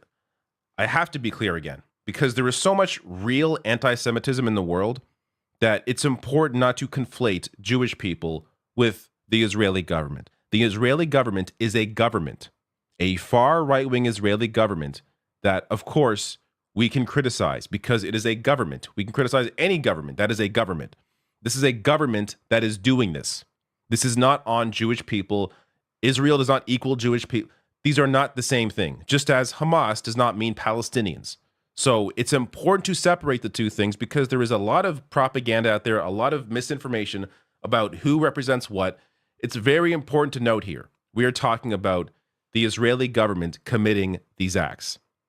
And as I'll get to, you have many Jewish human rights groups standing up in support of a ceasefire. In addition to, of course, standing up to end the occupation that is being committed by the Israeli government. So here's an example of some of that hope that I was talking about earlier. Here is celebrated Hunter College professor Rosalind Pachetsky, who was arrested at a sit-in organized by Jewish American activists, Jewish Voice for Peace, in New York City.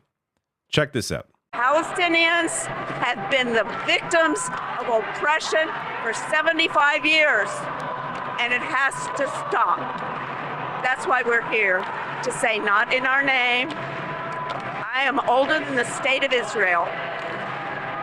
There's Jewish prayers in the background. The sun is going down and it's the Jewish Sabbath. It is. And on Shabbat, we have to pray. We have to We have to recommit ourselves to justice. I believe that Judaism and Jewish ethics, this is how I grew up thinking, are about justice and about Rabbi Hillel's statement, if I am not for myself, who am I? And if I'm only for me, what am I doing here? The absolute bravery, by the way, of Jewish protesters, the ones leading so many of these, Free Palestine movements, globally, it's just like, I am in complete awe of all of it. The fears that a lot of them are expressing right now about having conflicts with their own family members and having to discuss this and family members hating them just for speaking out about this, like I can't even begin to fathom what that must be like. And meanwhile, you have politicians that are consistently trying to associate directly all Jewish people with the actions of the Israeli government in the same breath, while the actions of the Israeli government currently this is not new, but are engaged in fucking horrifying war crimes. Like that to me is anti-Semitism, to continuously conflate the actions of Israel with all Jewish people, when again so much of this anti-war effort is being led by incredibly brave Jewish voices. I glossed over it a little bit. And if not now, when? Now. Peace now. Ceasefire now.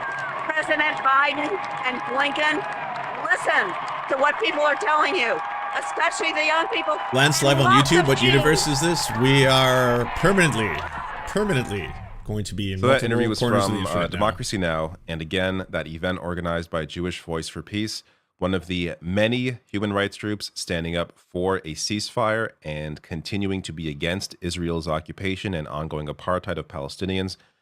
Really good to see that. And just the contrast between this college professor and this mass of people compared to someone like, Hillary Clinton and those like her with their thought process of being against a ceasefire. It really shows you where the masses are. And, you can pull random people on the street about this issue, and it's kind of 50-50, though it's leaning more and more in the direction of understanding the conflict. But when you see people that actually know what are going on, like these human rights activists and politicians, and just the difference there. More breaking news. Top UN official in New York just stepped down, citing genocide of Palestinian civilians. Craig Mokhiber, director of the human rights body, accuses the US, the UK, and much of Europe as wholly complicit in a horrific assault. Let's see if we can open it here.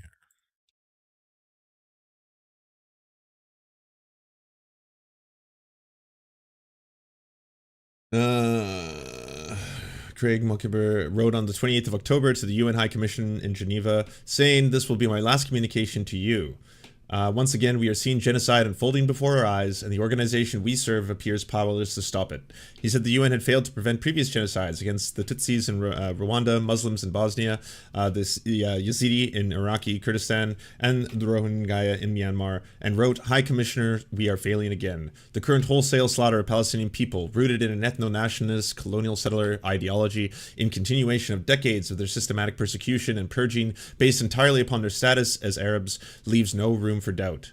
He added, "This is a textbook case of genocide," and said the US, the UK, and much of Europe were not only refusing to meet their treaty obligations under the Geneva Convention, but were also arming Israel's assault and providing political diplomacy cover for it. The outgoing director's departure letter did not mention the 7th of October attacks by Hamas and the southern Israeli killing more than 1,400 people and taking 240 hostages. Even more contentiously, his letter calls for the effective end to the state of Israel. "We must support the establishment of a single democratic secular state in all of historic Palestine with equal rights for Christians, Muslims, and Jews, and therefore the dismantling of the deeply racist settler colonial project and an end to apartheid across the land." Mokhiber had worked in the UN since 1992, serving in a number of increasingly prominent roles. He led the High Commissioner's work on devising a human rights-based approach to development and acted as a senior human rights advisor in Palestine, Afghanistan, and Sudan. A lawyer who specializes in international human rights law, he lived in Gaza in the 1990s. In his role as director of the New York Office for High Commissioner for Human Rights, he has come under occasional fire for pro-Israeli groups for his comments on social media. Spokesperson for the UN in New York, citing the Guardian statement about saying, "I can confirm he's retiring today." He informed the UN March in 2023 of his upcoming retirement, which takes effect tomorrow. The views in this letter made public today are his personal views. there are many more human rights activists that are aware of these atrocities compared to the politicians in power who are also There's aware. a new Israeli ambassador. Senate confirms Jack Lew is the new ambassador to Israel following vocal GOP opposition over the Iran deal. The Senate on Tuesday confirmed former Treasury Secretary Jack Lew is the new U.S. ambassador to Israel, despite stiff opposition from Senate Republicans over his involvement in the Iran nuclear deal during the Obama administration. Lew is a veteran of several Democratic administrations, having served as chief of staff under then-President Barack Obama and director of the Office of Management and Budget under Obama and then-President Bill Clinton. Graham acknowledged in a statement explaining his voice was legitimate concerns about Mr. Lew, not something I took lightly.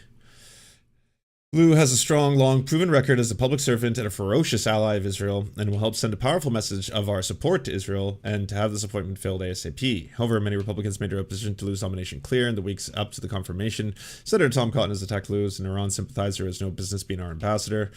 I mean, don't have much hope hearing a statement like this.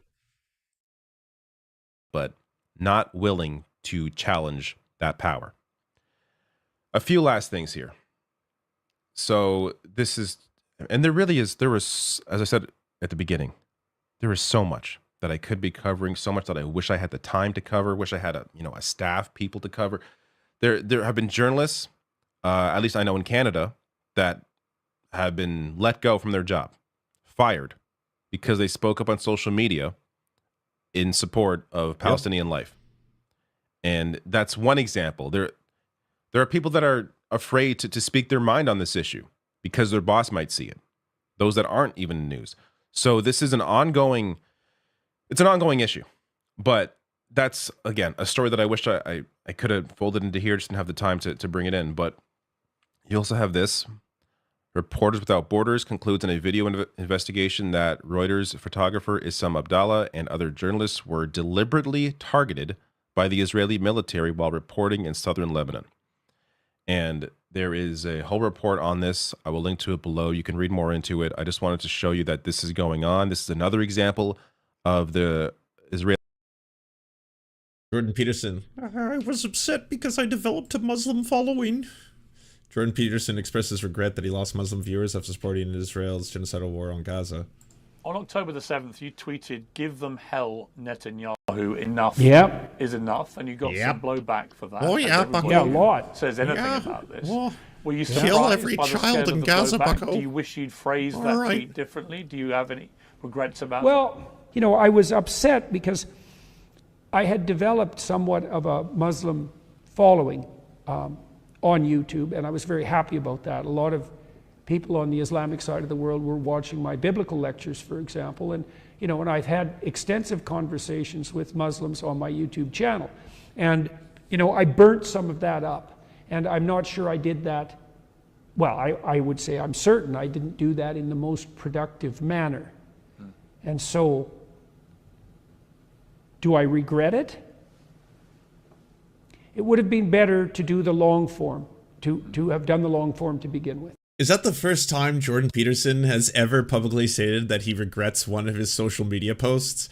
Because, that was the whole thing. If you don't know the saga, he's been talking about how he's apparently being censored in Canada, and that, the Association of Psychiatrists is trying to remove his license. And they basically were given a lot of complaints about Jordan Peterson, including the fact that he shouldn't be a licensed practitioner of a field where he is refused to learn or not only fucking learn, that would be the bare minimum, to actually do any kind of research on the issues of gender affirming care, of which, yes, his profession is a part. That would be a requirement for him to actually do some research on that topic, but to actually go in the opposite direction and just be a horrifying, villainous ghoul who spends all fucking day going after trans people and is just so obsessed with fucking Hard Set of Abs, by Elliot Page, that he's just completely lost his mind. Oh god, they glisten in the sun. You can see them as if they were painted by grandmother's pubic brush. The abs, they stare at me at night. And that kind of shit is what people are complaining about. This dude, well, not to mention he also was mocking someone and making light of him unaliving himself, which again, for his profession is fucking, for anyone, but for his profession specifically, I would say perfectly well within their range to be we don't want to license you anymore. you're not a practicing psychiatrist or psychologist. You don't do this for a living anymore. You're just like a professional bigot. So there's that. We don't have to worry. But you just want to keep saying that you're a licensed psychologist. So we're going to take that away from you. Unless there are terms. Here they go. The highest of terms. Yes, this is truly, the stone of triumph that you must attach it. You have to take an online course. You got to do a little course about how your social media posts are just like a little gnarly, and that's it. That's all you got to do. You just got to take a course. Yeah, yeah. That's it. And then you get to keep your license. You can keep doing all this fucked up shit. You just got to take a course about how your online posts aren't kind of becoming as your fucking profession. That shit. And Twitter invites and rewards a certain amount of impulsivity, and it wasn't. I don't know, Pierce, I don't know if it's ever time for impulsive action, especially when the stakes are serious, Especially when the stakes are serious. Israeli government killing journalists. This is not out of the ordinary for them. So, well before this conflict, they've been doing this. There was, of course, the high-profile example recently in the past year as well, or the past couple of years, of a journalist being targeted. And then eventually Israel had to admit that, yeah, we did this, even though initially they claimed they didn't. But again, that goes to why it's very hard to By the way, shout out to all of you, everyone in all the chats, by the way. We're clearing over 600 easy live viewers, just in part due to, man, it really sucks that for so long you were unable to do simul streaming, like Twitch wouldn't allow it. So I'm really happy they finally lifted that ban, because yeah, it's great when just like more people can not only participate in live shows, but also enjoy getting, news and information filtered through whatever mess is up here. Trust the Israeli government in what they claim they didn't do. But Reuters here covering this as well. Reuters journalist killed while in Lebanon in targeted strike. So again, I'll link to this below. It's in depth. There's a whole video they have on this, so you can check that out as well. And a few last things here. David Cleon tweeting out, I'm almost 40, unmistakably Jewish, and have experienced real anti-Semitism in America a single-digit number of times, none of which were since October 7th, when the Hamas attack happened. Our government is slaughtering Palestinian kids by the thousands. I think it would behoove us to focus on that. There are real anti-Semitic incidents in this country, from random Nazi graffiti to Tree of Life, but some insane share of what's being described as anti-Semitism right now is literally just... Olayemi, good to see you. How are you? I was told by people in the YouTube chat that apparently you raided, and I was like, I didn't, you are now surpassing me in YouTube knowledge. I didn't know even though you could raid on YouTube. I got to figure out how to do that. Is it like as easy as on Twitch? Do you have to is there a command, or I need to hit is there a raid button? Let me see. Don't worry, there's a lot of show left. I'm not like signing out or anything. I'm just curious if there is a button. I don't see a button. Share. Add stream marker, create highlight video, insert ad. Is it that? Should I push that button? Make everyone watch ads for 6 minutes? Everybody, if you haven't already, by the way, go check out Illuminati and her fantastic channel. Tons of fucking premium content. Just amazing shit. Pro-Palestine advocacy that many Jews have been taught to regard as inherently anti-Semitic. So look, of course I can't speak to this. I did not grow up with this sort of worldview or in this sort of environment. But it would help to explain why it seems like people who are otherwise solid and in the right mind have just completely lost their mind on this issue specifically and have no regard at all for Palestinian life. But again, this is, David Cleon's perspective here, but I think it's one worth noting. Last thing, I saw this shared by Timur Hussein. This is, I assume, a sign at one of these human rights protests, saying, quote, if you've ever wondered what you'd have done during American slavery, the Holocaust, Canada's genocide of indigenous peoples, and the civil rights movement, look at whatever you're doing now for Gaza and Palestine. Now, I got to say, they're quoting somebody. I just realized that. At least it appears they're quoting somebody. If that's the case, I will put up on screen who they are quoting. But it's hard to argue with this. David, did you forget? It's the indifference to life. It's the power imbalance. It's the pushing people out of where they live, the Nakba in 1948, and the continuation of that occupation, the continuation of the settlements, the apartheid, the different rights depending on if you're Palestinian or Israeli. Like, this has been an ongoing issue well before the recent events on October 7th. So I see a post by Mia Bird that goes on for quite a while. But it has a lot of things. If you'd ever wondered what you've done during the first Pride, you're doing it now. If you'd ever wondered what you'd be doing during the Underground Railroad, you're doing it now. If you've ever wondered what you'd have done during KKK's reign, you're doing it now. Just at this point, I'm not sure who I'm trying to explain this to, because I think if you got into the end of this video, you probably already get it. But it's frustrating to see people that have the power, politicians, people that have the power to put a stop to this, just completely give in and not care. And hey, at the very least, 32, their legacies 42. are going to be tarnished for history because of their position right now. Very clearly put. It's a good video by The Rational National. Go check it out. All right, let's see what the ghouls are saying.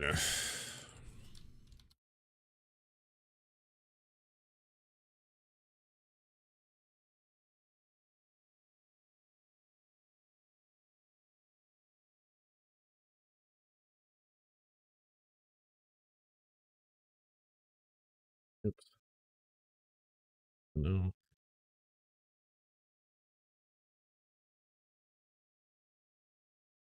This is where I think people are. This is where I think people. This is where I think people are misinterpreting the Israel-Hamas conflict, Israel-Palestine conflict. And I've heard people say that it's weapons manufacturers that are owned by Jews who want this war. And by the way, where are you hearing that shit? Maybe it's the people you hang out with, Steven. You know? Maybe it's a whole bunch of anti-Semitic assholes who fucking believe in, like, globalist conspiracy theories. Way I get it. Maybe you should stop fucking talking to Alex Jones. Military-industrial complex, there are people who profit from war to believe. Yeah, that you know who they are? Did you know who the secret, like, shady organization of people? They're billionaires. Billionaires. Billionaires are the ones who control everything. Billionaires. Yeah, that doesn't matter what their religions are.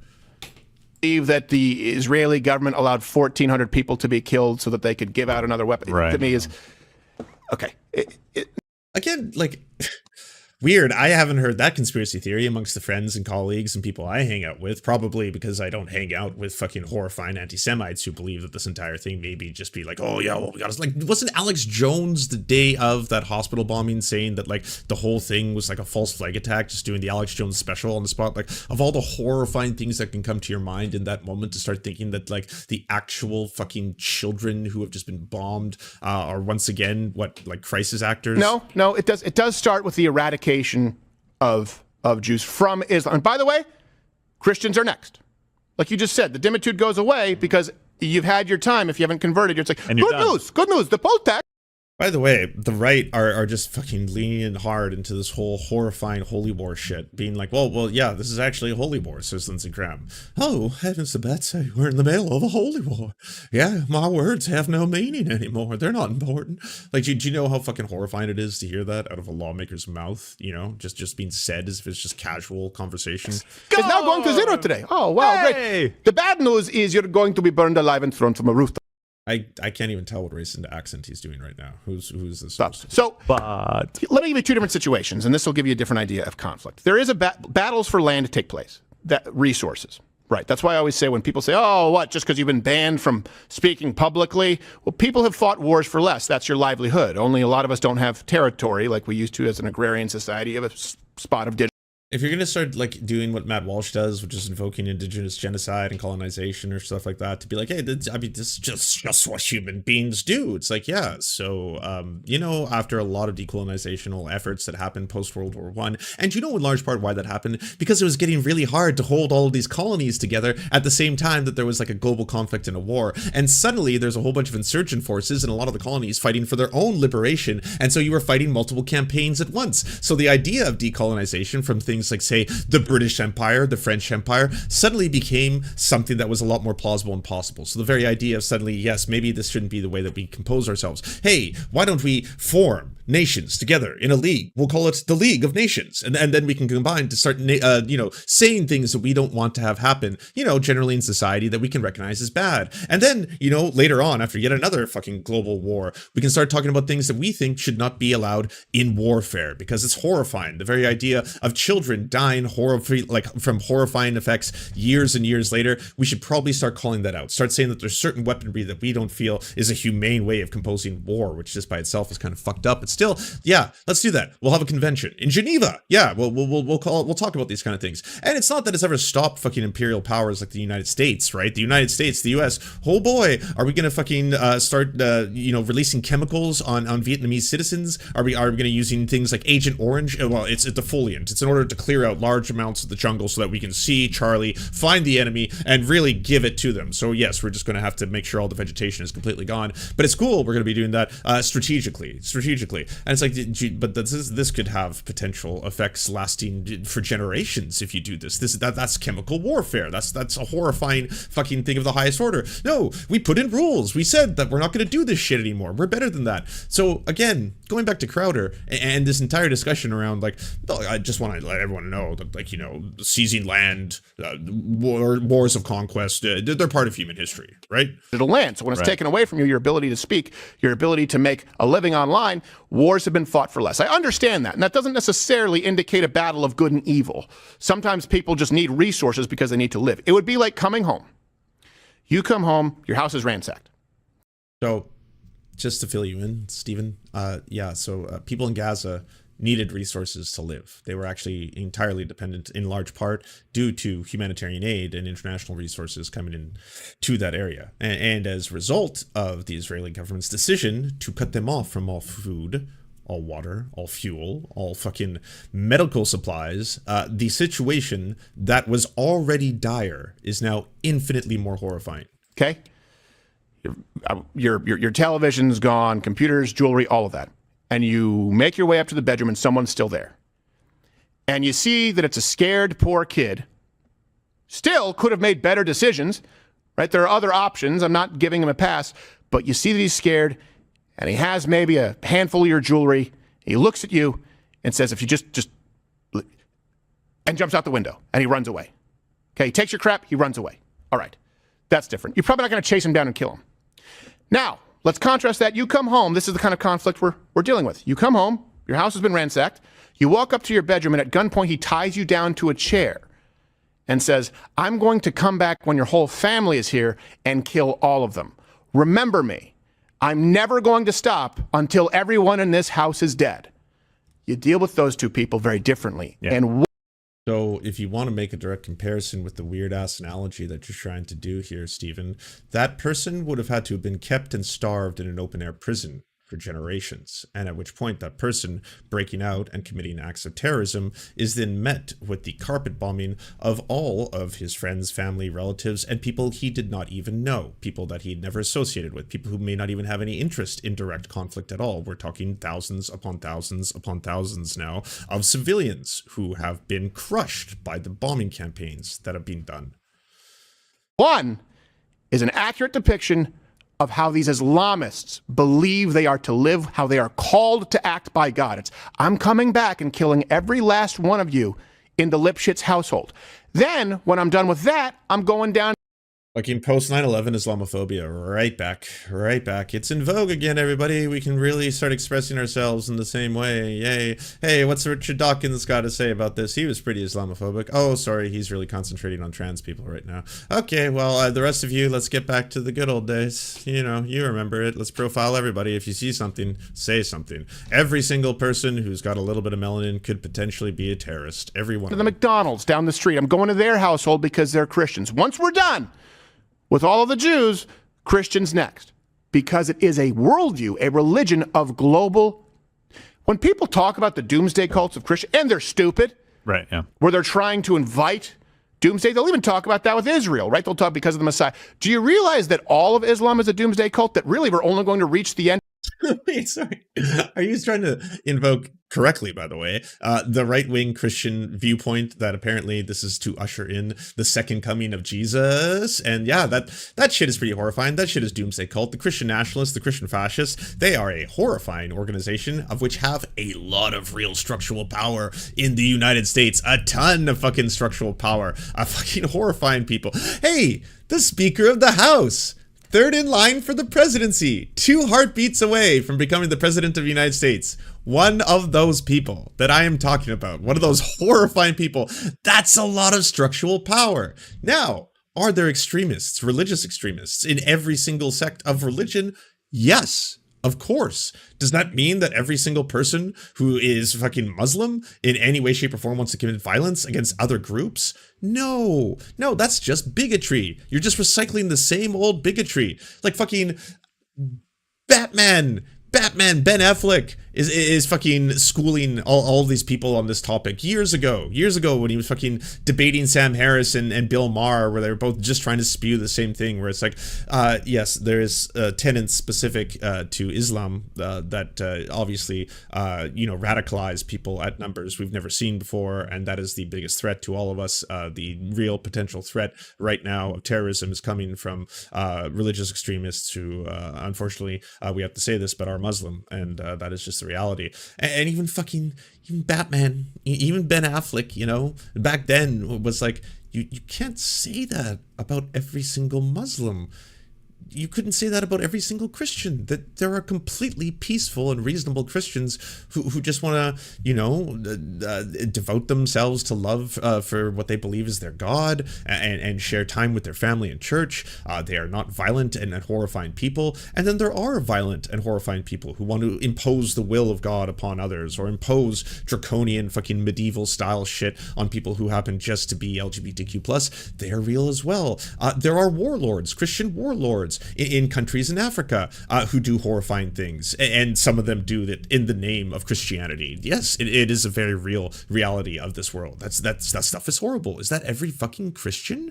If you were to label every Christian as a potential radical terrorist extremist, like, if you see something, say something. Hey, do you see a little grandmother and she's sitting at the airport and she happens to have the cross? Did you know the cross is actually a symbol of torture and she's got that hanging there proudly? Well, you better tell a police officer. You better know, because that little bag she's holding could potentially be some kind of a bomb or a gun. So if you see something, say something. Like that's genuinely what post 9/11 fucking xenophobia was. It was every single person who happens to be Sikh or Hindu or any other religion, just if they happen to be wearing a turban or anything. Well, I see something, and I'm gonna say something because I need to. This person could be trying to blow us all up. We don't know, but we got to find out. When every single Muslim is converting every person on earth, you need to constantly struggle. Every single person on earth is being converted to Islam? For a global caliphate? Like, is that just because the statistics that it's the fastest growing religion in the world? And maybe not everyone does that. But 198 Muslims in the world think it's okay to sometimes kill civilians, and at least 54 million Muslims, according to these polls from Pew Research, say. Seeing what's going on right now in Gaza, it seems to be that there's a lot of people, including presidents, prime ministers, who are fine supporting an administration that is currently ethnically cleansing Palestinians off the face of the earth. Again, they have structural power. We're talking about people with structural power. Now, hey, Joe Biden's Irish. He's a Catholic. Does that mean that all Catholics are the same? That every single Irish person is the same? Does it mean that? Can't remember what Prime Minister Justin Trudeau is, but he's certainly something. And does that mean that all of those somethings are something? That they're all the same something? It's okay to kill civilians most of the time. You deal with that very differently than a pickpocket. So let me ask you where you see. Hate and Whiskey, thank you very much for the Prime. I appreciate it. Thanks for supporting the channel. And everybody, if you're watching this on other streams, hit that thumbs up button if you don't have $1 to spare. It does help bump everything up in the algorithms, so I'm told. See this going. How you see this ending. And again, I would love to hear if there is an exception. Brian says Jordan. I think he's wrong. I think that the biggest challenge for Islam has always been, can you actually have separation of church and state? It is not compatible. No, it's not prescribed. It's a blueprint for how to run your entire society. It's a theocracy. This should be your jam. It is your jam when it comes to fucking Christianity. That's the shit you're just all for. Oh, they're always trying to take fucking, religion out of the schools, take religion out of the Oval Office. Why do we always have to separate, church and religion? Did you see the speech given by the Speaker of the House? Did you hear the things that he was saying? That shit was full-on Christian fundamentalist. I thought I was just fucking at a church, I'm one of those really scary churches where it's all Old Testament style, fire and brimstone. We are ordained by God. I hear the voice of God in my brain. God is telling me to do what I'm about to do right now. Like, what the fuck? That's the Speaker of the House? Holy fuck. See, it's absolutely set up as a theocracy, period. It's not set up to coexist with any other thing governing their people. It is a theocracy. That is the biggest... Raven _ the Dark Maiden. Thank you very much for the tier 1. And Papa Synth. Thank you for the subscription with Prime. Brand new sub. Everyone be cozy. Challenge. We have to get going. We've been going late. So I know you're at Good Nights in November. Yeah, that dude was on Mad TV. You're totally right. Or go to briancallen.com to see that. He's part of that fucking weird ass panel. I don't know if you watched the comedy panel. Maybe I'll just show you one quick highlight just as some levity because it's pretty wild. Steven Crowder, comedy. Comedians. They're all talking about how cancel culture has ruined their ability to fucking do like racist stand-up routines and shit like that. Comedian.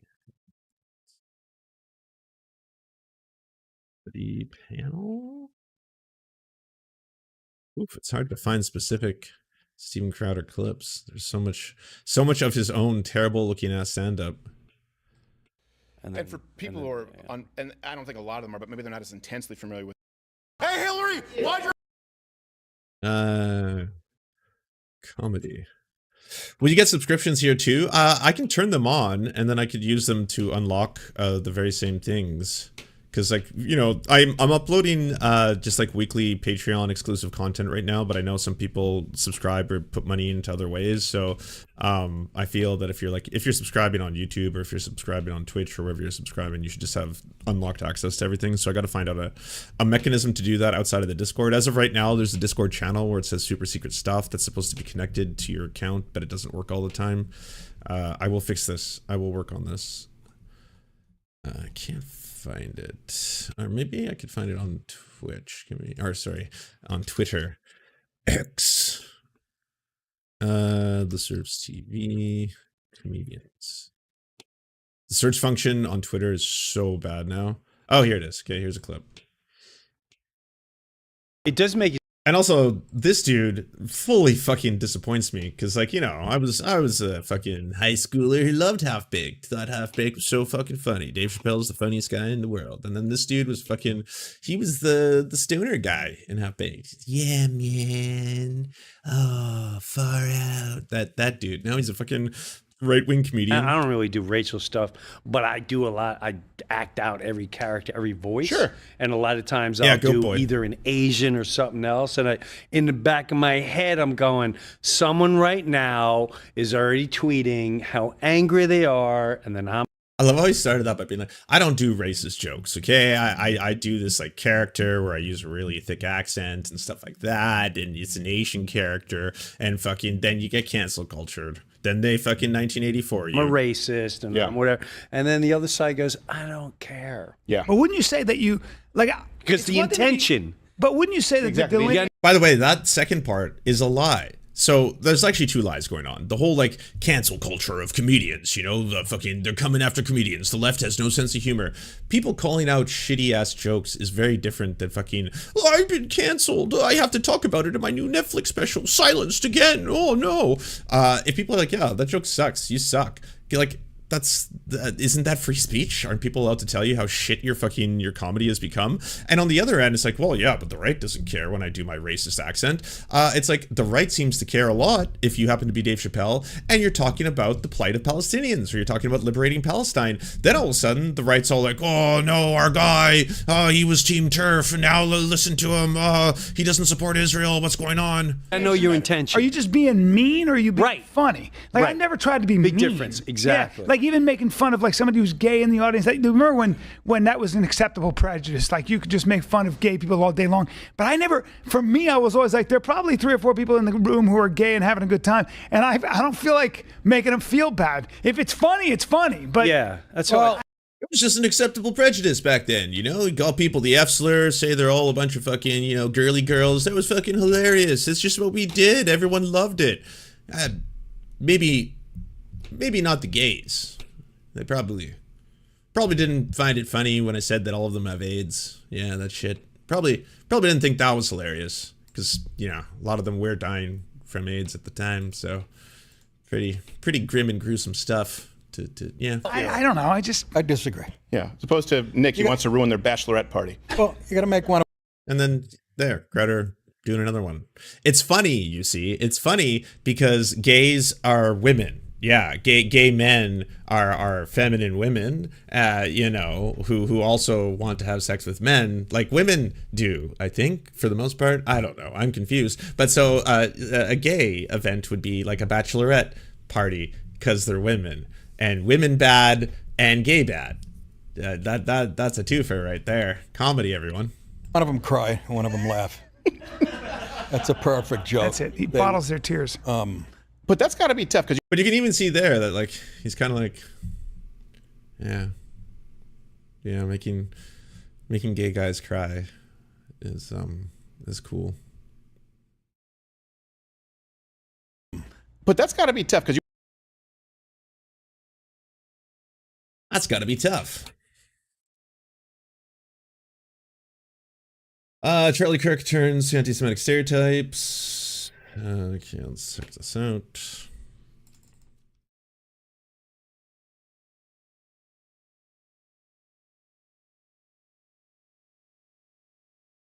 Turning Point USA founder and right-wing radio host Charlie Kirk, whose shrinking face is defying gravity, responded to the Israel-Hamas war by singling out and attacking Jewish people. Kirk has repeatedly pushed anti-Semitic tropes and called out Jewish individuals and donors, basically blaming them for fueling, quote, Jew hatred on college campuses. Kirk and his group have also have a history of associating anti-Semitic and racist individuals, and they have previously drawn criticism for their anti-Semitic commentary. Turning Point USA has a history of working with influencers and individuals who have pushed anti-Semitic, racist, and white nationalist talking points. Some Turning Point USA media figures have been criticized for their response to the war. Kirk said that Jewish people control, quote, not just the colleges, it's the non-profits, it's the movies, it's Hollywood, it's all of it. Everyone, this is anti-Semitism.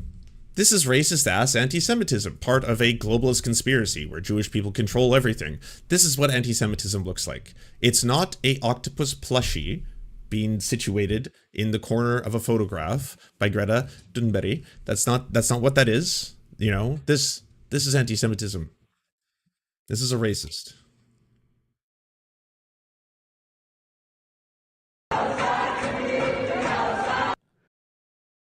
He matters player. That are still like making there is a real reckoning happening. Not by the way, there are self-hating people in any group, right? And there are some Jews that are still like making excuses for all this. Not all of them, though. You're starting to see a fair amount start to defect and say, hold on a second. What have we done? Maybe those crazy right-wingers were right about immigration, that you can't keep on importing people that don't share your values. The ADL, by the way, has spent decades. The ADL raises nearly $100 million a year to just, quote unquote, fight anti-Semitism. They've been oddly quiet recently. Why? It's because they're only focused on random conservatives in middle America. They have specifically singled out Jewish Voices for Peace and If Not Now org.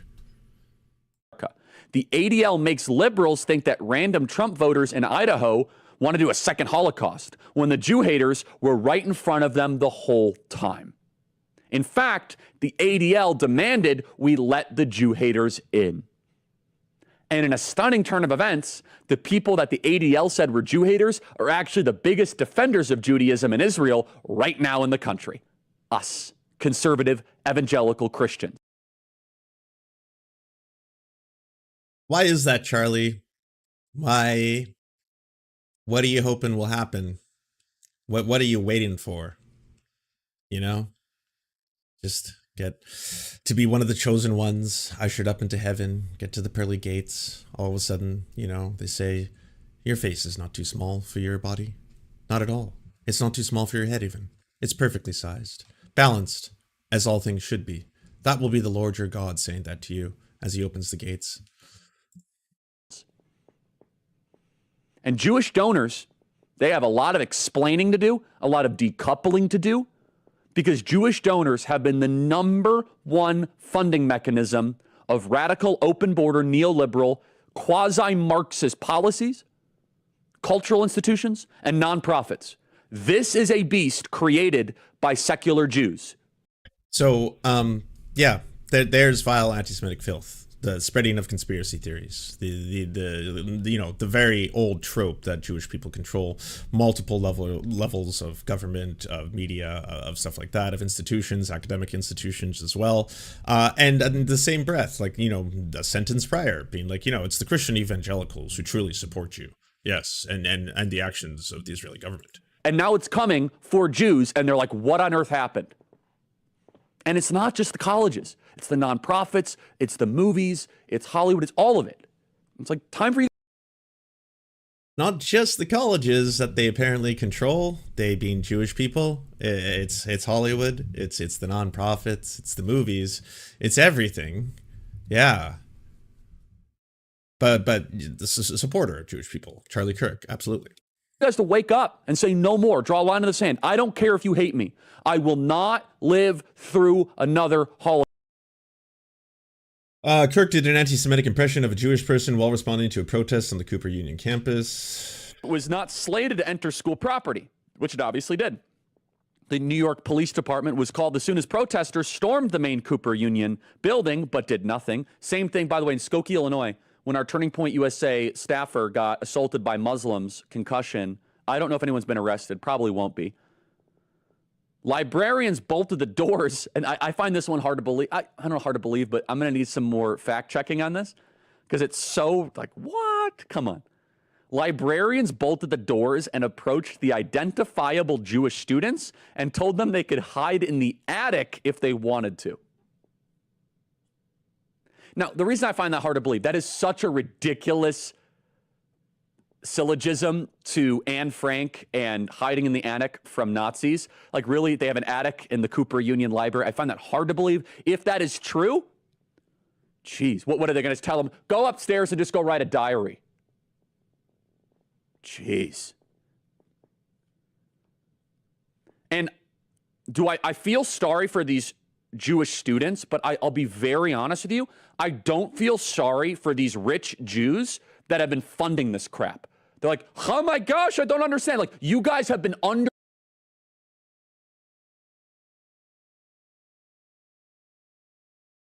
There it is. There's the anti-Semitism. You're writing this. Like, wake up. And they're like so outraged. Like, where's the ADL? That's what they're saying. Well, the ADL's on the side of this. You guys have created this beast because you've been so afraid of right-wing terrorism. Turns out we don't control these colleges. Sorry, guys. This is a beast of your own making. Look at this clip here. So, obviously, this horrifying racist and anti-Semitic bigot here doing what he's doing. I do want to again reiterate that it is not Jewish people who control all academic institutions. And it's not, again, if you want to look towards the people who get to control and profit handsomely from how rich academic institutions become, and also the land that a lot of universities end up buying, it's rich people, again, millionaires and billionaires, oftentimes billionaires. They are the ones that profit handsomely from very, very wealthy academic institutions. Play Cut 110, group of Jewish students being held hostage by Muslims. Play Cut 110.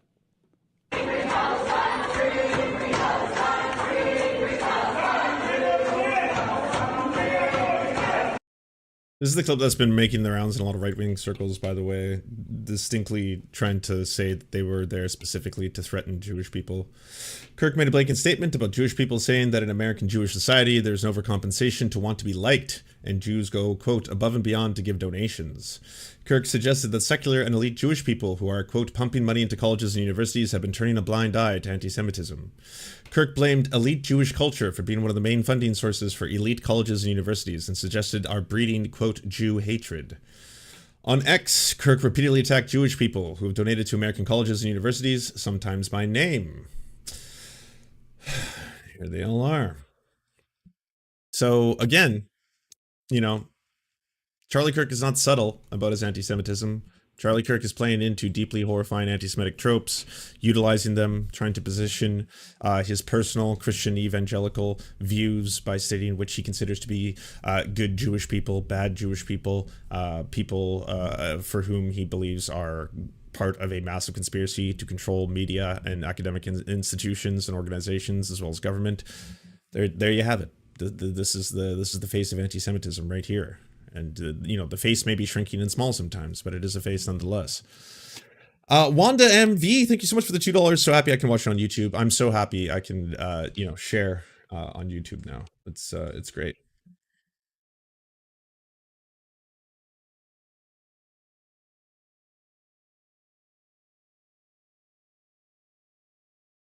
Alrighty, folks, so TikTok is filled with pro-Hamas people standing for the terrorist group. We're going to go through some of their videos, and we will see what shining, bright moral lights they have, how much nuance they can provide. This video is sponsored by our friends at Genucel. Whenever Just gotta throw that one in there. Yeah. you start losing hope, just Oh, is that Ariana Jasmine? Are you the first of Ben Shapiro's TikTok videos? that this hashtag, the ones that say stand with Israel, got millions of views, but the Palestine ones got multi-millions of views, baby, almost triple. Don't ever let the media fool you. The people stand with Palestine. Oh, that's right. She was mentioning that she was on the show, the very first one. Oh, and she's making Ben sad. Ben is sad now. This is with all the money that Israel spends on propaganda. It doesn't matter. The people are still hashtagging Palestine way more and viewing it way more than Israel. So don't ever forget that. You know why that is? Because there are 15 million Jews on the planet, and there are 1 billion Muslims on the planet. That would debunked. Yeah. Yeah, that the only people supporting a free Palestine are Muslims globally. That's it. Just Muslims. Be the reason. I love the conspiratorial. Oh my, the Jews with their money and those moneyed Jews. But we are still winning because because the people that wasn't a part of it. Love us. Or maybe there are 1 billion Muslims and a huge number of them hate Israel and are anti-Semitic. Be very careful of what you say about Israel. Any believer going against Israel, you are. I was at the protest at Cooper Union. Charlie Kirk is lying about what happened. Even with the NYPD confirmed the students were never in any danger. The library doors weren't locked. They weren't Jewish students. They were Zionist counter-protesters who showed up specifically to counter the Palestinian protests. Here's the thread of resources.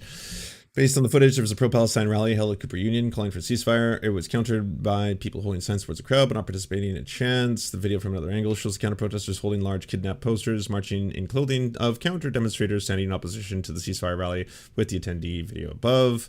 Additional footage shows the ceasefire protest inside of a building, chanting "Free, Free Palestine." Some go upstairs, others are blocked by security. At some point, the pro-Palestine rally entered the building.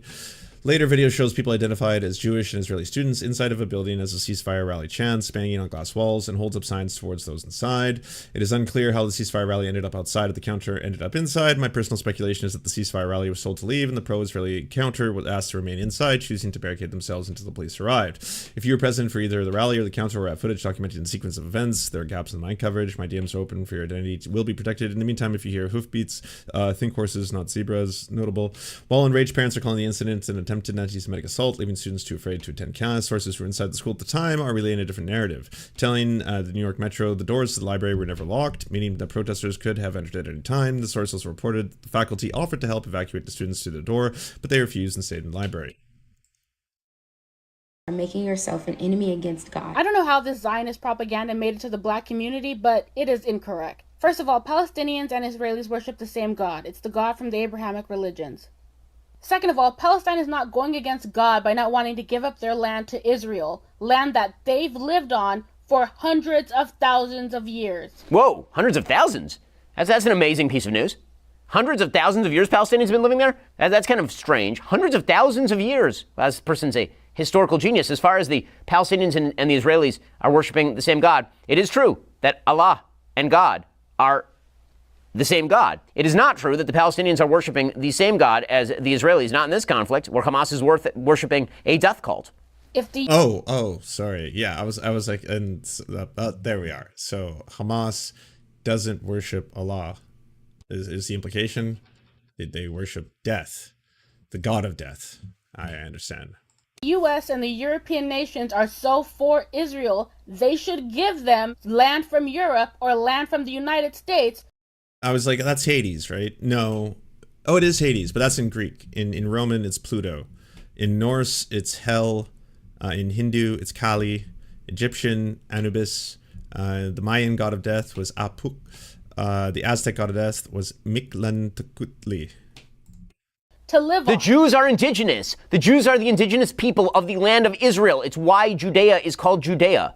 God, the historic ignorance here, suggesting the Jews are somehow the colonial outpost in the Middle East, when Jews predated the existence of Islam by some 2 millennia or so. It's so crazy.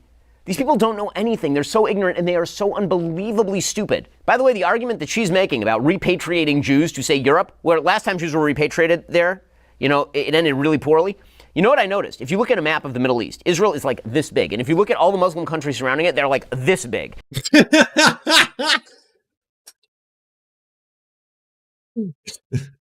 Okay. It's not on camera right now, but apparently, size does matter. And so what we're going to be talking about for a couple seconds here is, have you seen how large the UK is? I don't know if you've seen it. Small, teeny little island. It's very, very small. Small bean, very small. It had the largest empire in human history in terms of its full reach and colonization, expanding the entire globe. But it was very small itself, very teeny. It was a small, teeny little island that just dominated the planet. So maybe just the actual geographical size of a nation itself isn't enough to say what their military capacity might be, right? Their military capabilities in this case. And yet none of them are taking... Thank you so much to Azroth for the $2. Sad Ben is my second favorite Ben. Nice. ...in any of the Palestinian refugees. Weird how that works. Strange. Doesn't matter that 800,000 Jews were expelled from Arab and Muslim lands in 1948 to 1957. That doesn't matter. And that Israel took all of them in, and 0 Palestinians have been absorbed by anyone in the surrounding area, specifically to use as a tool against the Jews. Now, really, the United States should set aside a part of Montana for the Jews, in the historic Jewish homeland of Montana. God, these people are just... What? I can't even... What are you talking about? Are you basing a lot of the history here that you're talking about when you're just hundreds of thousands of years? Are we using the Bible as the source? It's in the Bible. Is that it? Critique the stupidity. Every moment I spend with these people makes me dumber. It's unreal. They should let them make a country there, not on Palestine. Palestine is a fiction. Palestine is a fiction. It was made up by the Romans after the expulsion of Jews in 136 CE after the Bar Kokhba revolt. And it was made up with the name Palestine specifically to mock the Jews, because it was supposed to be a representation of the Philistines. The Bible does not say anything about Israel, because Israel was created in 1948 when the British and the United Nations decided to fight a war with Palestine. What the is she talking about? What in the world is she talking about? Fight a war with Palestine? In what sense? This is such... Yeah, I mean, if he doesn't even believe that the state of Palestine exists, there's not much you could pretty much do, right? History. These people are morons. They're morons. You don't often hear Ben Shapiro swear, though. I will say that. That's a rare Ben Shapiro F-bomb. British mandate was in place until 1947. The Balfour Declaration declared a Jewish state on both sides of the Jordan. That would be Israel and what is today Jordan. And then, over subsequent years, the British then whittled that down. They cut off all of Jordan and handed it to the Arabs. They then cut off most of the land of Israel and handed it to the Arabs. Israel and the Jews accepted every one of those deals, every one of them, including a rump state that was indefensible. What was called by many Jews the Auschwitz borders after World War II, because it was so indefensible. The Jews accepted every one of those deals. The Arabs rejected every one of those deals. What the hell is she? And then she's suggesting that the United States and the Brits fought a war against the Arabs here? The British, during the 1930s, restricted Jewish immigration into British Mandate Palestine at the behest of the Arabs, leaving millions of Jews to die in Europe. It was so bad that the Jews in Israel had to smuggle Jews in boats, trying to evade the British in order to get Jews away from the Holocaust that was happening in Europe. The Jews were forbidden from actually importing either guns or ammunition into British Mandate Palestine, necessitating the creation of underground bullet factories in the state of Israel in order so they could even defend themselves. When the British Mandate ended, the British summarily turned over many of the key strategic locations and weapons to the Arabs. Again, these people don't know history. They don't even pretend to know history. They Google something on Wikipedia and then promptly fail to even interpret it properly. And cut that country in half to create an ethno-state for Ashkenazi Jewish people. And ever since that war, Israel has taken more and more and more of Palestine's territory. Okay, Israel accepted the partition plan by the UN in 1947-48. The Arabs rejected it, launched a war. Israel won the war and got a little bit more territory. In 1967, the Arab nations launched an all-out war to destroy Israel, and in 6 days, Israel took the entirety of what is now modern-day Israel, including Judea, Samaria, and the Gaza Strip. In 1973, another all-out war by the Arabs. In 1979, Israel gave back the entire Sinai Desert to Egypt. In 1995, under the Oslo Accords, Israel surrendered the Gaza Strip as well as large swaths of Judea and Samaria to terrorist groups. Yeah, well, by loose, he's basically telling you one specific aspect of all of these moments in history, right? He's not talking about the, forcible expulsion of hundreds of thousands of Palestinians, many of whom now have been making up the Gaza Strip. None of that. In order to attempt to buy a peace. These people don't know anything about history. They don't even pretend to know anything about history. It's absurd. We'll get to more on this in just 1 second. First, our friends over at GenuCell have a reason. But despite these efforts to derail their organizing, they say they will not be deterred. We resolutely stand in solidarity with the Palestinian resistance against the apartheid state that is Israel. It is genocide of the Palestinian people right now. Shamefully, it is primarily black and Arab students that are facing the brunt of these racist attacks. Oh, I mean, I feel terrible for you. I feel so terrible for you. You're leading a terrible life. I mean, you're the subject of such racist attacks. I mean, not like the babies who were burned to death in the Gaza envelope, but really, it's been very rough for you when people actually show your face on a billboard and say that you hate Jews when you're clearly standing for a terrorist. So, none of that just happened. She wasn't standing next to a billboard that said "I hate Jews." That's you're fabricating that part completely. And yeah, I do believe when black people tell me they experience racism in America. Yeah, that's certainly true. Terrorist group. I feel so terrible for you. Ugh, the horror. Ugh, the victimization. But none of that changes our solidarity with Palestine. We believe in a free Palestine from the river to the sea. Ah, there it is. From the river to the sea. The river to the sea, by the way, is extermination of Israel. It's the Jordan River, the Mediterranean Sea. That means no Jews. All dead. That's what that means. The leaders of past resistance movements never cowered and never shied away.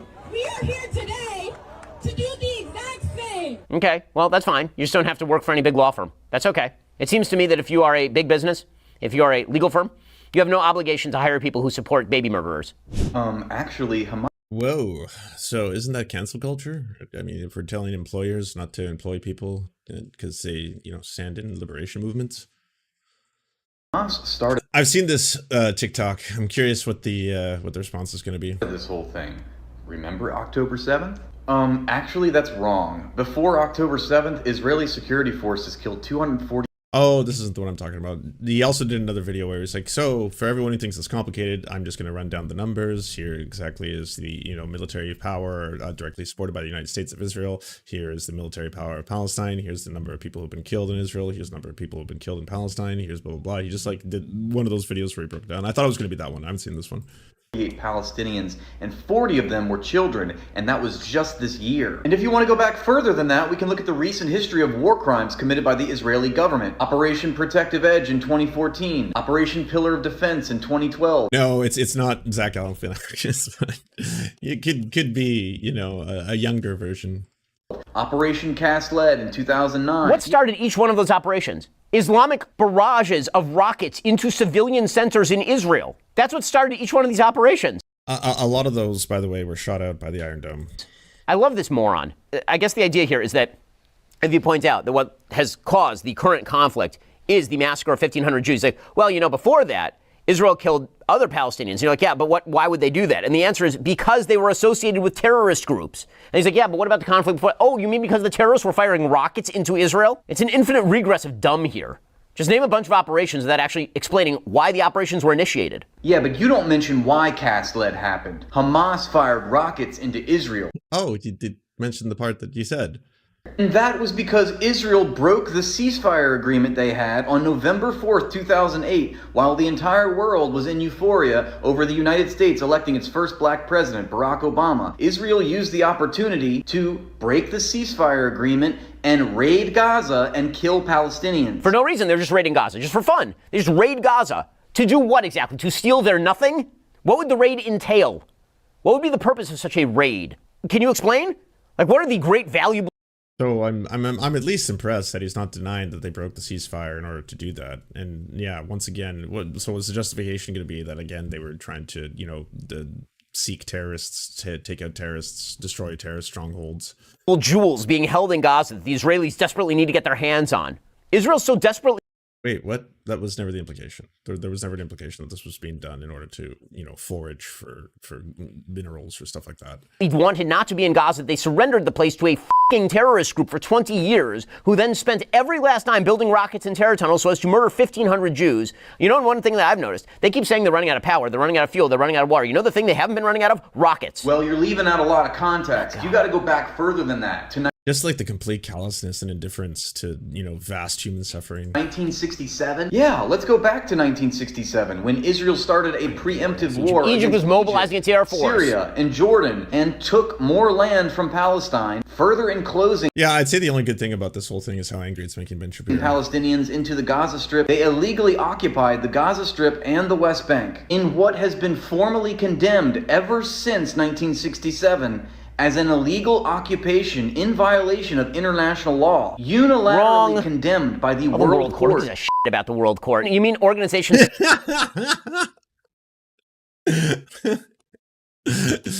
Fuck them all. Fuck these international bodies, calling out fucking crimes against humanity and shit like that. Staffed by people who hate Israel, and the UN and the Red Cross. Like, the UN. And the Red Cross. Were you about to say the Red Cross? Or why not add UNICEF, Doctors Without Borders, all these organizations that are currently trying to save Palestinian lives in Gaza? Just name them all, right? Every single one of them. Red Cross. Oh my God! The Geneva Conventions. The Geneva Conventions. Consensus. He's doing this in defense of Hamas. The Geneva Conventions. In the world, all call on. Doing this in defense of Hamas? No, like I'm sure every other person they've called out, the horrifying attack by Hamas, and then saying that, hey, do war crimes justify war crimes? Is that it? That we're talking about again, people who are under occupation, the world's largest open air prison. You could say by definition maybe the world's largest refugee camp, essentially, whose again living conditions were absolutely deplorable before any of this happened, and now that they've been cut off from food, fuel, water, fucking anything, medicine, fucking like now it's just beyond the scale and imagination. On Israel to return to its pre-June 1967 borders. That's not even true. That's not even true. Even the UN resolutions, which are garbage. Can't listen to Ben anymore. I'm just gonna refill my water. Give me 2 seconds here. Listen to the new video by the Humanist Report. Tlaib organized with that group, and they did protest and they did an insurrection into our Capitol complex, stopping Congress and stopping the Senate. So this is just a fraction. She's also has an extreme record of anti-Semitic language, but speaking out against Israel. She supports BDS. Rashida Tlaib is a radical, and she does not support or stand for anything that we stand for here in America. You just heard Marjorie Taylor Greene, with a straight face, mind you, call Congresswoman Rashida Tlaib anti-Semitic and also accuse her of doing an insurrection. Why? Well, because she spoke at a DC rally organized by Jewish peace activists who demand a ceasefire in Gaza. That's why. It sure is a good thing that Marjorie Greene has never done an insurrection herself or said anything anti-Semitic ever, because, if that were the case, it might look like she's being a bit dishonest here. I mean, it's such a joke. Irony is dead, and I don't know what else to say about it.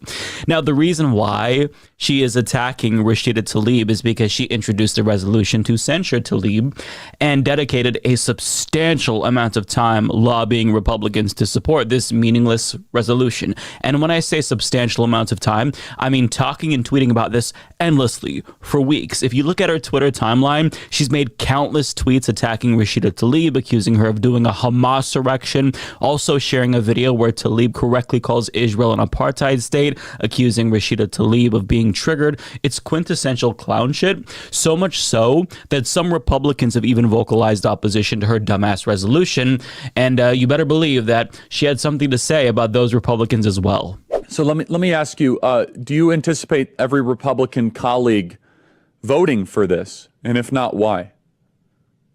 Charlie, I did anticipate every single Republican colleague of mine, and even Democrats, because I've talked to several of them that want to vote to censure Rashida Tlaib as well. But I want to let you know, I was shocked last night on our GOP conference call when several Republican members of Congress spoke up and said they did not want to vote to censure Rashida Tlaib. That was Rep. Wahlberg from Michigan, Rep. Duarte from California, and Rep. Young Kim from California. And she even went so far to say, Young Kim said that she didn't want to have to vote on political positions. Yet Young Kim, I'd like to remind everyone, voted to kick me off of committees, but somehow she feels uncomfortable voting to censure Democrat, anti-Israel, pro-Hamas Rashida Tlaib. So it seems like Republican Young Kim would rather stand with Rashida Tlaib than stand with me, because she kicked me off committees but doesn't want to censure Rashida Tlaib. You know, I kind of get the sense that this isn't really about Rashida Tlaib, and Marjorie just kind of has an axe to grind. Now, will there be some Republicans who vote against this? Possibly, but for the most part, I do expect Republicans to basically all support this, and I also expect Democrats to support this as well. Some Democrats, not all. Now, you can find out when this vote takes place tomorrow. I will link to the live vote. But yeah, this is ridiculous. It's virtue signaling, but it's right on brand for Marjorie Taylor Greene, who has no core ideology. It's just about bluster and bombast and stupidity overall. Now, in response, Rashida Tlaib released a short but sweet statement calling the resolution unhinged, and also adding, "I am proud to stand in solidarity with Jewish peace advocates calling for a ceasefire and an end to the violence. I will not be bullied, I will not be dehumanized, and I will not be silenced." Good for her. And she also pointed out Marjorie Taylor Greene's Islamophobia, which is absolutely evident. That's some good news. My kid got, this is chatter, Marianne. My kid got second in her jazz and they hit 0 in cheer, no deductions. My other kid got first place and Coraval's Lego Robotics was a happy weekend. Congratulations, that's awesome. And she's not really even trying to hide it at this point. She retweeted a right-wing grifter who shared a video of himself harassing Tlaib, calling her a member of the Jihad Squad, and also calling for her deportation, then tagged a bunch of Republican accounts for like, Jesus. Just fucking full-blown racism. Clout. And of course, Marjorie Taylor Greene is one of the Republicans that gave him said clout. And this rhetoric is always disgraceful, but during times like this, when we're seeing an uptick in Islamophobia, it is downright ghoulish. CARE reports a massive uptick in Islamophobic incidents since the Hamas attack on 10/7, with Muslim members of Congress also seeing a spike in death threats, and simultaneously, anti-Semitism has also sharply increased as well, with Jewish students on Cornell's campus receiving multiple ominous threats, calling for the murder of Jews on campus, with one anonymous person directly threatening to shoot. Oh no, you didn't get Matt Binder's thing on this, by the way. Matt Binder has already been talking about this one specific thing, and I want to stress and reiterate, by the way, any single person sending comments like that is an absolute horrifying anti-Semitic asshole of the highest order, and absolutely Jewish students should feel safe on campus. If they're receiving death threats in any way, shape, or form, that's fucking horrifying. Condemn it in the strongest possible terms. But I do want to show you what Matt Binder said about this. Oh, this is from a separate story. Sorry. This is one of the worst fake news accounts on this website. I apologize. I'm conflating the two. These anti-Semitic messages were not posted on Cornell's internal communications platform. They were posted on a public website called Greek Rant that allows anyone to sign up and post anonymously. Greek Rant is not an internal communications platform, as we wrote. It's a fraternity and sorority-based social media platform for discussing Greek life on college campuses. The claim is that it's an internal rather than an open platform. It's not fake news, but a minor error. An internal communication believes the messages are coming from students or others officially connected to the school through directly affiliated channels. Posts on Greek Rant means anyone could have wrote it. It's not a minor error. So let me get this straight. Aside from the description, Greek Rant is an internal communication platform rather than a public website. Our story is accurate. Why are you fucking debating someone who called you out and like issue a correction? Holy shit. This is increased policing has been reported by The Guardian, BBC, and Cornell. What exactly is fake news? Yes, besides the most key and relevant piece of information, where exactly the posts were published, which broadly widens the scope of who could possibly be behind them, you seem to have accurately quoted other outlets of the police presence part. Up a building with a kosher dining hall, and on top of that, a literal lynch mob broke out at an airport in Dagestan, Russia. Yeah, that's fucking horrifying. With hundreds, if not thousands, of people reportedly searching for Jewish passengers who arrived on a flight from Tel Aviv. And seeing all of the hate, is genuinely horrifying right now. And this is why I always go out of my way to emphasize that Hamas does not represent Palestinians and the Israeli government does not represent Jewish people. And I've seen countless Muslims condemn Hamas, if not the overwhelming majority of them. And we've seen so many Jewish people. He's picking up some of my mannerisms. We're all rubbing off on each other, me and the rest of the leftist mafia, you know? Peace activists in the United States call... That's the way I say it. Cute. ...for a ceasefire, but still, hate proliferates when tensions are high. And people who are opportunistic, who hate Muslims and Jewish people, are going out of their way to exploit this situation, exploit tragedy to promote their hateful agenda. And that's why I think it's really important for politicians to be careful with their language in times like this in particular. But that's a bit too much to ask of a moron like Marjorie Taylor Greene. Now, Jake Tapper, of all people on CNN, took some time to call out Marjorie Taylor Greene for what she's doing. Here's the clip you were talking and what about. he said here was spot on. Anti-Semitism is not a cudgel to be used against people for political points. Nor is Islamophobia or racism or anti-gay behavior or misogyny or any other kind of bigotry. Just over 3 weeks ago, 1,400 people, mostly Jews, mostly civilians, were slaughtered here in some of the cruelest and most unimaginable ways, in the deadliest day for Jews since the Holocaust. This shit is not a game. Very well said. It is especially disgusting for someone who's made so many vile anti-Semitic comments to disingenuously cry anti-Semitism to score cheap political points when we all know that she doesn't actually care at all about anti-Semitism and is anti-Semitic herself. Now, I don't agree with Jake Tapper on everything, but in this clip, he defended Rashida Tlaib. We didn't see that part, but even though he stated he has disagreements with her, he stated the obvious. Something isn't automatically an insurrection because you disagree with the protesters. But I mean, this has kind of become a go-to smear tactic for Republicans since January 6th. Tennessee Republicans justified the expulsion of Democrats by calling their speech during a protest at the state capitol an insurrection. And before that, when trans protesters showed up to Oklahoma's capitol to oppose a ban on gender-affirming care, can you guess what they were called? They were called insurrectionists by Tucker Carlson and others. Some called it the transurrection. So fast forward to today, and Congress's only Palestinian member was speaking at a protest organized by Jewish peace activists. And can you guess what that's being called? An insurrection, of course. Everything is an insurrection because she is projecting and trying to deflect.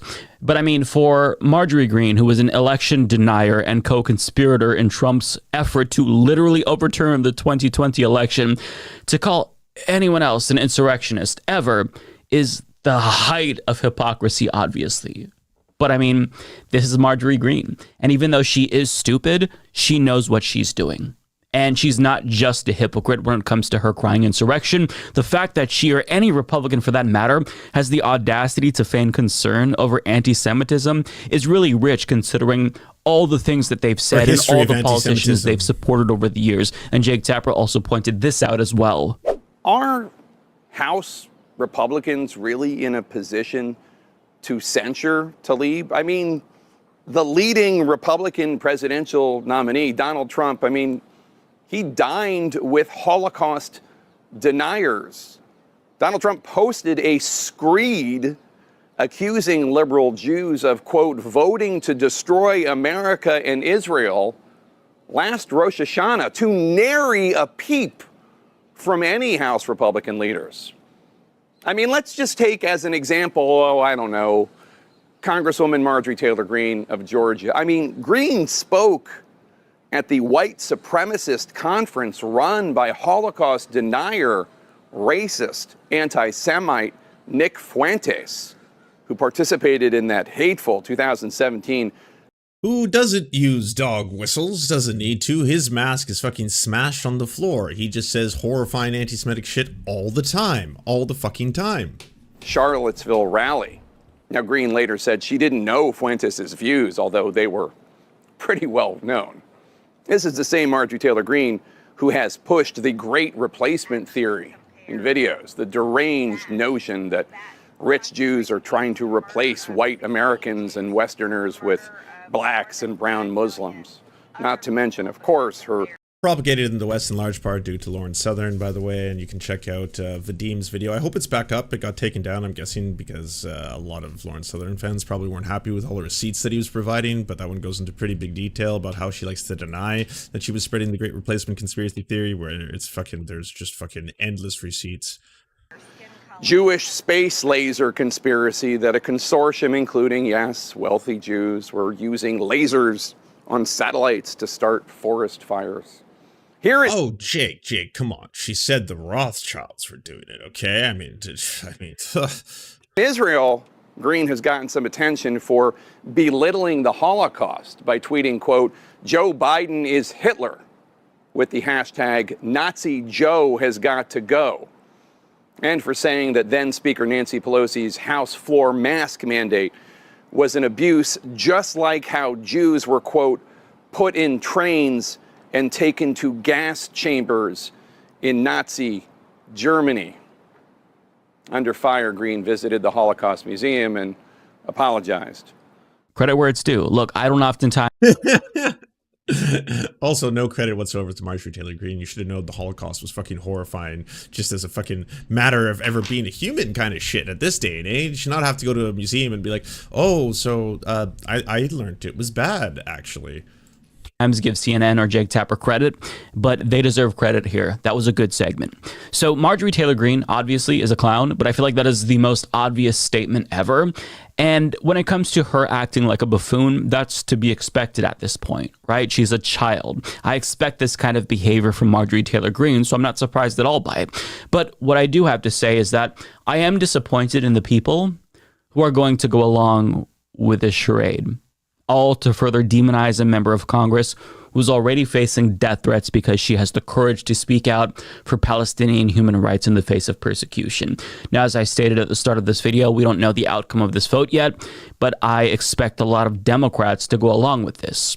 This is what happened when Ilhan Omar decided to condemn money from the Israeli lobby. That's not an anti-Semitic statement to make. It is a matter of fact. There are lots of foreign governments who spend money lobbying the U.S. government.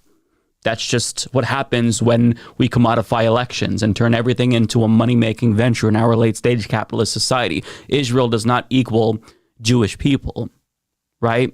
But she was censured for that. Lots of Democrats went along with the demonization of her as well, and I expect the same here with Rashida Tlaib.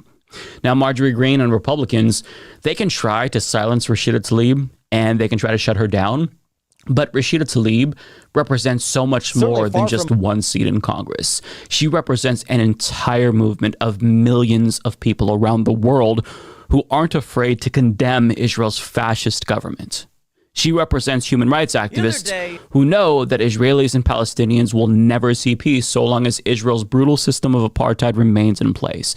And with time, Rashida Tlaib will be vindicated. I genuinely believe that. I think that future historians are going to look back at this moment and be shocked that what Rashida Tlaib is saying here, her calls to end oppression, are literally controversial in the year 2023. But time is ticking. And it's going in one direction, and public sentiment is already changing very quickly. But until that time comes where Israel does end apartheid and there is equality and Palestinians have human rights and dignity, you can count on people like Rashida Tlaib to put in the work to make that future a reality. And you can also count on idiots like Marjorie Taylor Greene to exploit tragedy and use this as an opportunity to promote herself, because that's what idiots do. And be more racist. Because she's a big-ass racist. Racist-ass piece of shit.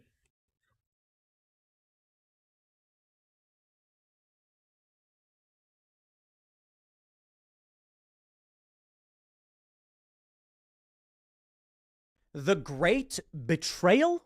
Is that what you're calling it? The Free Press reports on many people on the left realizing the left never had their back in the first place, but I am personally offended by this. It's not a betrayal. You betrayed us. The Free Press. Oh, that sounds like it's about the press and it's free. Interesting. About the Free Press. A new media company built on ideas that were once the bedrock of American journalism. The Free Press is a new media company founded by Barry Weiss. There we have it. There we have it.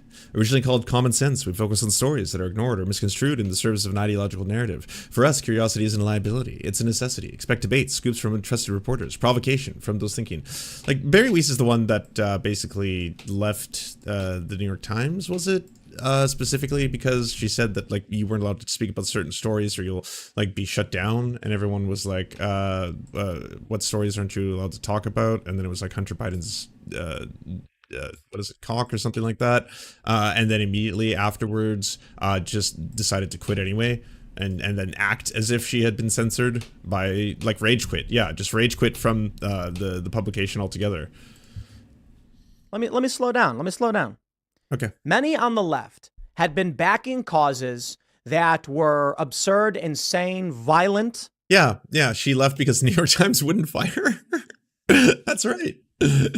It is with sadness I write to tell you I'm resigning from the New York Times. I joined the paper with gratitude and optimism 3 years ago. I was hired with the goal of bringing in voices that would not otherwise appear in your pages. First-time writers, centrists, conservatives, and others who would not naturally think of the Times as their home. The reason for this effort was clear. The paper's failure to anticipate the outcome of the 2016 election meant that it didn't have a firm grasp on the the country it covers. I was honored to be a part of that effort, blah, blah, blah, blah.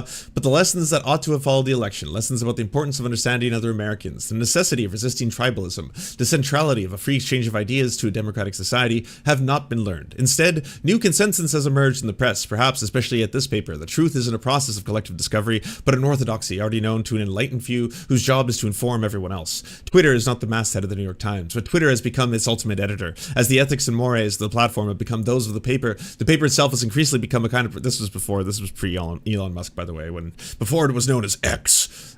Stories are chosen and told to satisfy the narrowest of audiences, rather than allow a curious public to read about the world and draw their own conclusions. I was always taught that journalists were charged with first writing a rough draft of history. Now history itself is one of more ephemeral thing molded to the needs of the premeditated narrative. My own forays into wrong-think I have made me the subject of constant bullying by colleagues who disagree with my views. They've called me a Nazi and a racist. I've learned to brush these comments off now as I'm writing about the Jews again. Several colleagues perceived this to be friendly with me and were badgered by co-workers. My work and my character are openly demeaned on company-wide Slack channels where the masthead editors regularly weigh in. There, some co-workers insist I need to be rooted out of the company is to be truly an inclusive one, while others post axe emojis next to my name. Still, the New York Times employees publicly smear me as a liar and a bigot on Twitter, with no fear of harassing me when I met with the appropriate action. They never are. There are terms for all of this: unlawful discrimination, hostile work environment, constructive discharge. I'm no legal expert, but I know this is wrong. I do not understand how you've allowed this kind of behavior to go inside your company's full view of the paper's entire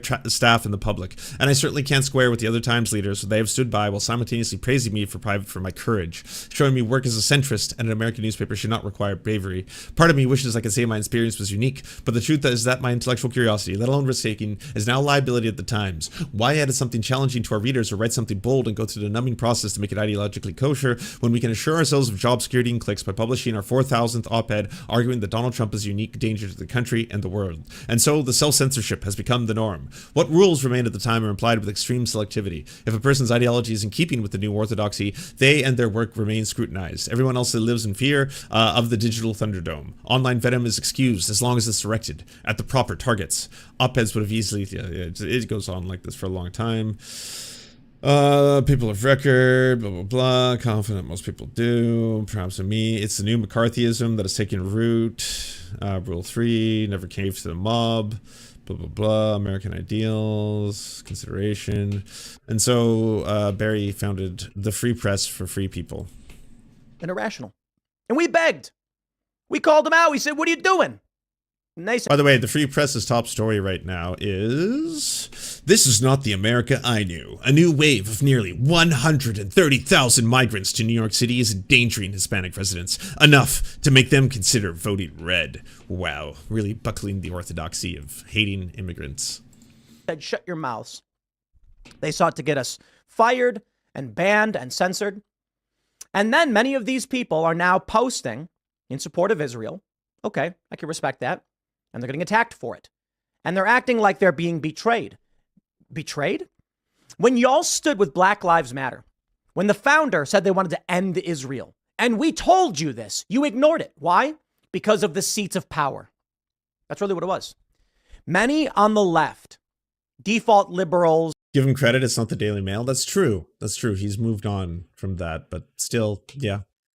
Traditional liberals, Democrats side with far left extremists over moderate positions and moderate political individuals for power, for money. You know why? For power. In their minds, the sentiments of the anti-Semitic sentiments and the anti-Israel sentiments, I'm drawing a distinction here, calm down, didn't matter because the greater seats of he's done the bare minimum. He wants snaps, though. Wants those snaps. Power were with leftist progressive activists, and now they're reeling from it. Amy Schumer is currently getting roasted, and Amy Schumer... By the way, doing both at once, being like, by the way, the horrifying anti-Semitism and anti-Israeli sentiments. There's a distinction. I've made the distinction, but I am saying them both in the same sentence, so you understand. Schumer is sharing campus reform articles. Wow. Amy Schumer posted a highly racist meme that depicted a whole bunch of mostly white protesters, and they were holding up signs that were apparently trying to justify the rape of Israeli women by Gazans, and that's what protesters are actually standing up for. It was a horrifying thing to post. That's what people were critical of. Well, look, I'll take it. I will. If a bunch of these people who are formerly on the left are realizing that they partnered up with genocidal maniacs, then, okay. All right, welcome aboard. Thank you for finally paying attention to what was going on. Maybe now when we tell you these people are psychopaths who want to kill you, you'll listen to us. Here's the Free Press writes. The great betrayal. The left's reaction to the massacre in Israel has many progressive Jews in the West rethinking their past activism, political affiliations, and friendships. And here you can see the Palestinian pride flag. Now, this is not the Pride Progress Palestinian flag, but this is a similar one to it. We see people now at protests holding up the Progress Pride flag, okay? That's the rainbow and then the triangle with the black and the white and the pink and the blue. And then in the middle is the Palestinian flag. That's right. How dare they? Here's what I say. You want to win?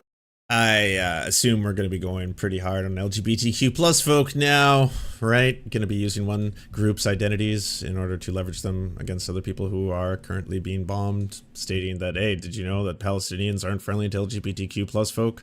And that should be, you know, terms and conditions for you as a queer, obviously, speaking to you, the queers, you shouldn't be able to support one thing and understand that they might not directly support you as well. You know, that you can't oppose apartheid or ethnic cleansing or the bombing of civilian populations where half the populations are children, the starvation of civilian bombings, you know, having their food, fuel, water, medical supplies cut off. You can't be opposed to that if you're also gay, right? You get that. The culture war? Oh, it's easy. You print out a whole bunch of Progress, Pride, Palestine flags, and you go to businesses in major places like DC, and you go to the business and say, we want to put this flag in your window. And when they say no, you say, you don't support the left? Are you some right winger? Man. Where is this happening? Did you have footage of this? Because it sounds like a made up scenario of your own design. One of those nightmares that you make up, you know, because you have this whole I want to be persecuted complex, the whole thing. I'm saying about right wingers, by the way. They really want to live in persecution simulator. They really want to be like, oh God, the most hated people in the world is MAGAs. Oh yeah, there's nothing that'll get you more hatred if you wear a red hat. Yeah, we are the new marginalized community. And it's like, you can choose to put on the hat. You realize that, right? You can't choose to be visibly indigenous walking around and get racially profiled by, you know, state power like police officers. You don't get to choose that. You don't get to wake up and say, well, I'm not going to have that experience when I leave my house because I don't want to have it. It's not pleasant. Don't enjoy it, right? Whereas you could do that with the hat. If you left your house and all of a sudden someone's like, oh, piece of shit. You could be like, oh, there's nothing I can do though. You know, it warms me. When we come with protests, you're going to be sorry. I'm kidding, by the way. My point is this. I don't know. The whole thing feels always utterly pointless. Like, especially when you do this, always the you know, the enlightened centrism, perfect things for, hey, I'm saying one thing and I'm just going to say the complete opposite now. My friends, this is the opposite thing. I'm joking. Take me seriously. What happens when you, as a business in this country, are forced to be, in order to stay on the left, you must defend Hamas? What do you? I don't think anyone has been asked more times now to condemn Hamas than anti-war protesters. Don't think anyone, you know? Maybe Palestinians who are being interviewed by fucking tons of people right now who are like, well, before you tell me about how you lost all of your family members and most of your family tree and, you know, what events most people could describe as horrifying, I believe is a term, we'd like to ask first about, do you condemn Hamas and do you condemn the attacks on October 7th? Could you tell us about that, please, first? And then at which point we'd like you to describe in the ways that you truly do hate Hamas and maybe go into detail of how many times a day you condemn them in your own, you know, own house or perhaps mosque or something like that, where you all collectively condemn Hamas. We'd like to know about that as well. Uh-oh. And many people are breaking from this. Now, I'm not saying supporting Palestine is supporting Hamas. Oh. But there is, I mean, Hamas is the official government. They enjoy majority support from the people in the Gaza Strip. This is not the West Bank. Wait, sorry, you're being very clear on that. So, by the way, Hamas, the majority of people, you keep talking about that, half of them weren't alive when they were elected into power. Half of them, that would be the children, the civilian population of the Gaza Strip. Bank, by the way. But it's a conflict. It's a war. Pick a side, baby. Because if you want to... By the way, Hamas is not, present in the West Bank. They are not the governing power or authority there. But this is war, you know? Come on! What team you on? Be a progressive and you want to fly that flag, you might as well fly the Palestine flag too. And then see what happens to all of the people who stop going to your business. Wait, sorry, I thought you weren't conflating the two and you were trying to differentiate between different regions, such as the West Bank and the Gaza Strip, and saying that Hamas actually is not the authority in the West Bank. And now all of a sudden you're like, well, but, I mean, if you're flying the Palestinian flag, you're pretty much just flying the flag of Hamas. Different, by the way, don't want to say one of the two are the same. I'm joking. You'll get canceled. The rules you made. The free press writes. After Donald Trump was elected, Emily Rose, 51, flew to New York with her daughters to walk in the Women's March. She demonstrated on the streets of Minneapolis, where she lives. In the days after George Floyd's murder, she donated money to small Black-led movements and social justice organizations that she believes. I'm sorry, but this whole thing, like, are people's, I don't know, support of Black liberation with terms and services? Did it come in that form? Do you oppose the oppression of certain groups or people, but it's based on their, like, you know, stalwart fidelity of every single one of your values? Because maybe that's why you're always confused when you see, I don't know, tons of queer people supporting Palestine, but you think that Palestine is incredibly repressive to queer folks, so therefore they can't oppose apartheid. That, like, you can't do that though. It's got to be with terms and conditions, right? That's how we fight oppression. Believed in. She unlearned and then re-educated herself, as white Americans were instructed to, and read the teachings of anti-racist scholars like Ta-Nehisi Coates. Yes, white Americans were instructed to. I do remember that when there was proclamations, you know, but there's fucking news reports and shit like that. By the way, white Americans, you now know your duty. Every single one of you has to learn about what is racism. Racism. Yeah, you have to learn about racism, white people. So it has been decreed. But then, after the massacre in Israel on October 7th, when some 1,400 Jews were brutally murdered, not to mention the rapes, beheadings, and the instances of torture, I want to pause. I want to pause and tell my good friends at the Free Press, you're missing something in here. It's not just the Jews that were murdered. There are Arab Israelis who were killed too. There were tourists who were kidnapped and killed. There is one man, and not the only, who was a Thai farm worker we saw in a viral video. Not even Israeli, not even Arabic, not even Jewish. This attack was about depravity. What Hamas did, indiscriminately targeting people, it didn't matter.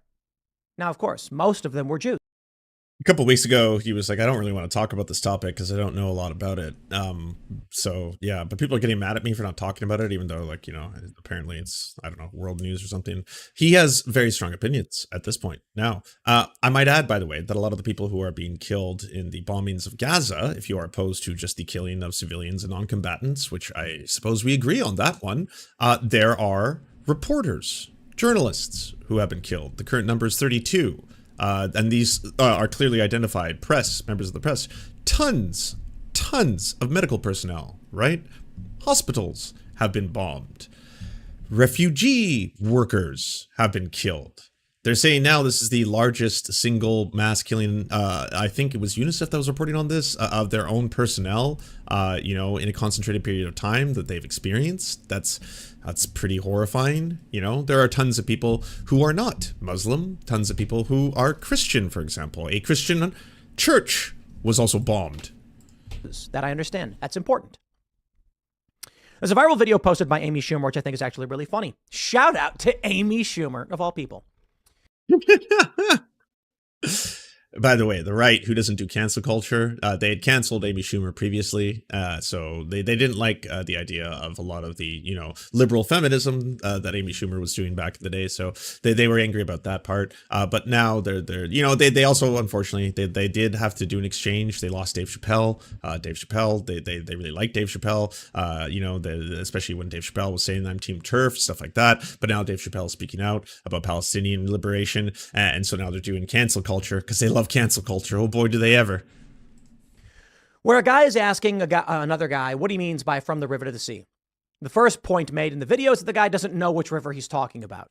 And he's like, the Euphrates? And he's like, no. Oh, the River Jordan. He's like, right. So you're saying all of this land should be free. Free from what? And he's like, Israelis? And the guy's like, oh, Israelis. But there's a lot of Arab Israelis. And he goes, oh, well, not them. And he's like, oh, okay. So then, right, just the Jews. Ah, okay.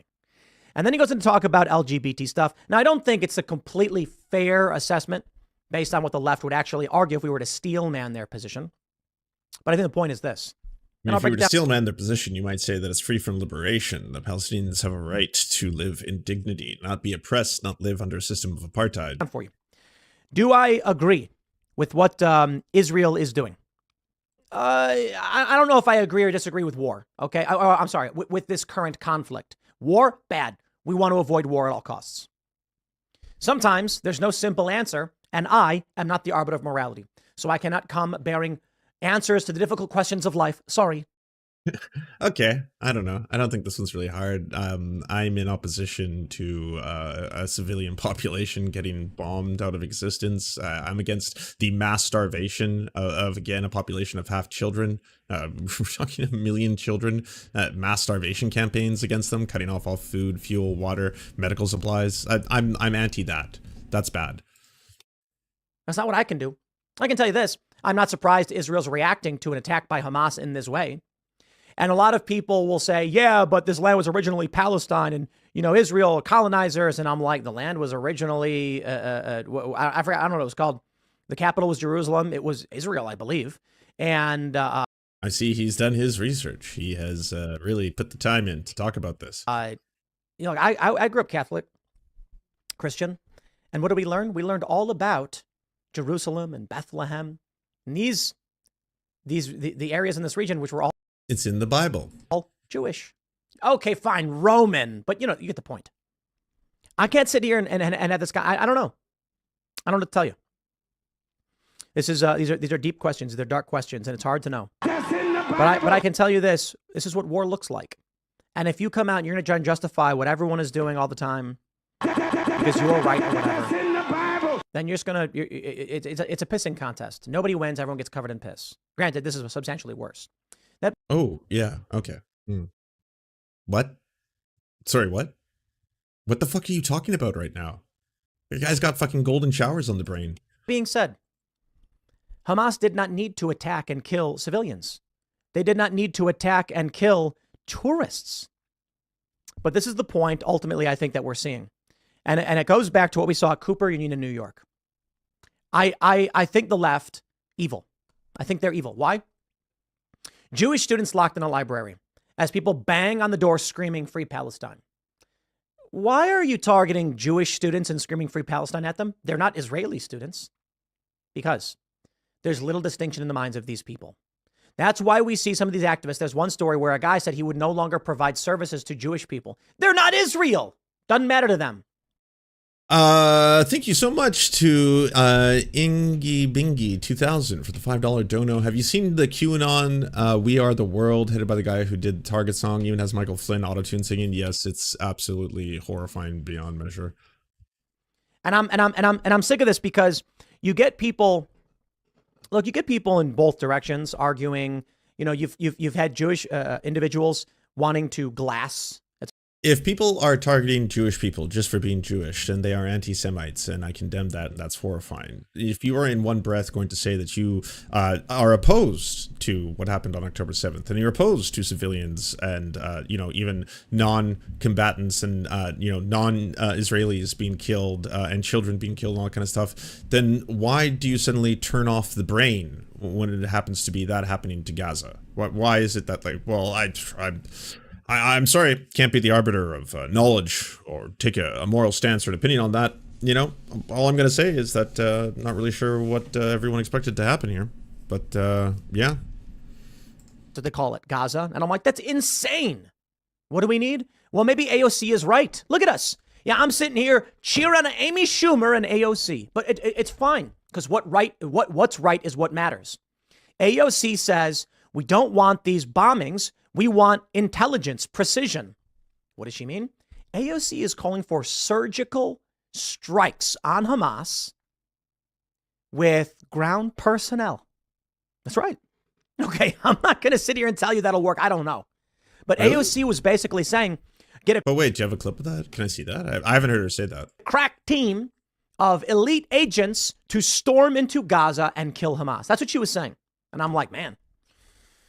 Look, man, I don't know how to be involved in this war stuff. I can just tell you don't want it. If that was verbatim what she said, isn't that exactly what you're looking for? Isn't that something where you're going to be like, oh, which, again, I know I was just saying that all of the left are some kind of weird genocidal death cult. I'm, you know, and or not saying that. It's hard to tell, you know, one time or another. I'm joking, but I'm not joking, but could be joking. We'll find out if you pay attention to that. But what do? Right? The people, Hamas is going to keep attacking. And they mean it from the river to the sea. And what does that mean? The video Amy Schumer posted, that's what we got. We got some of these posts. They're getting big mad about it. Makes the point. They're not going to purge the Arab Israelis. They're going to purge Jewish people.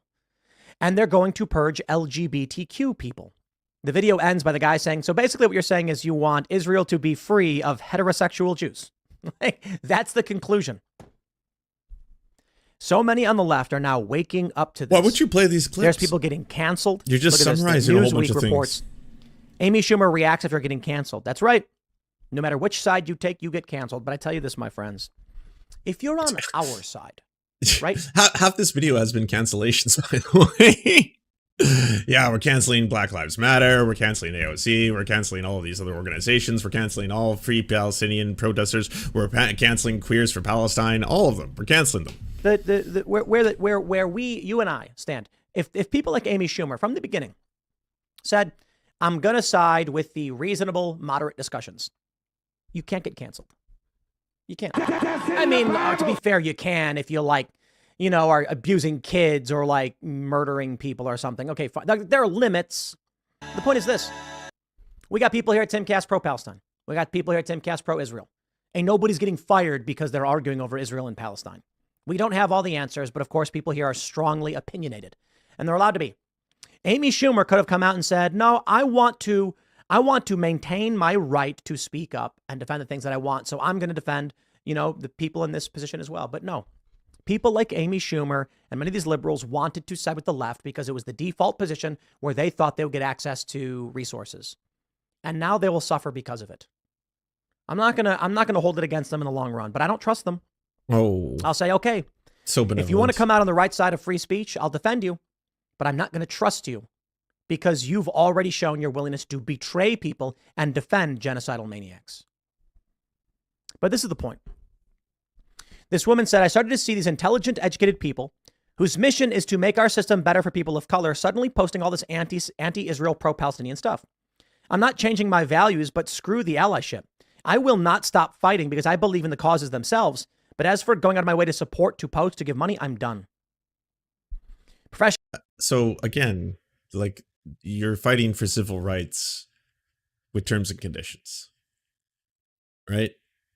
That's, I mean, if that's your worldview, then it makes perfect sense that, you know, Tim Pool's constantly going to fucking accuse and try to utilize queer people's identities against them, to weaponize them like that. Okay, then that makes sense. It all checks out. Now I understand why Tim Pool would do shit like that and be like, hey, by the way, I want to donate $100,000 to send this queer person to Gaza. We'll see how they like it there. And then when he's called out by Matt Binder, it's like, oh, well, what? Are you opposed to charity? I'm offering charity money. Tee-hee, the whole thing's funny, right? Yeah, I'm edgy. Like, holy fuck.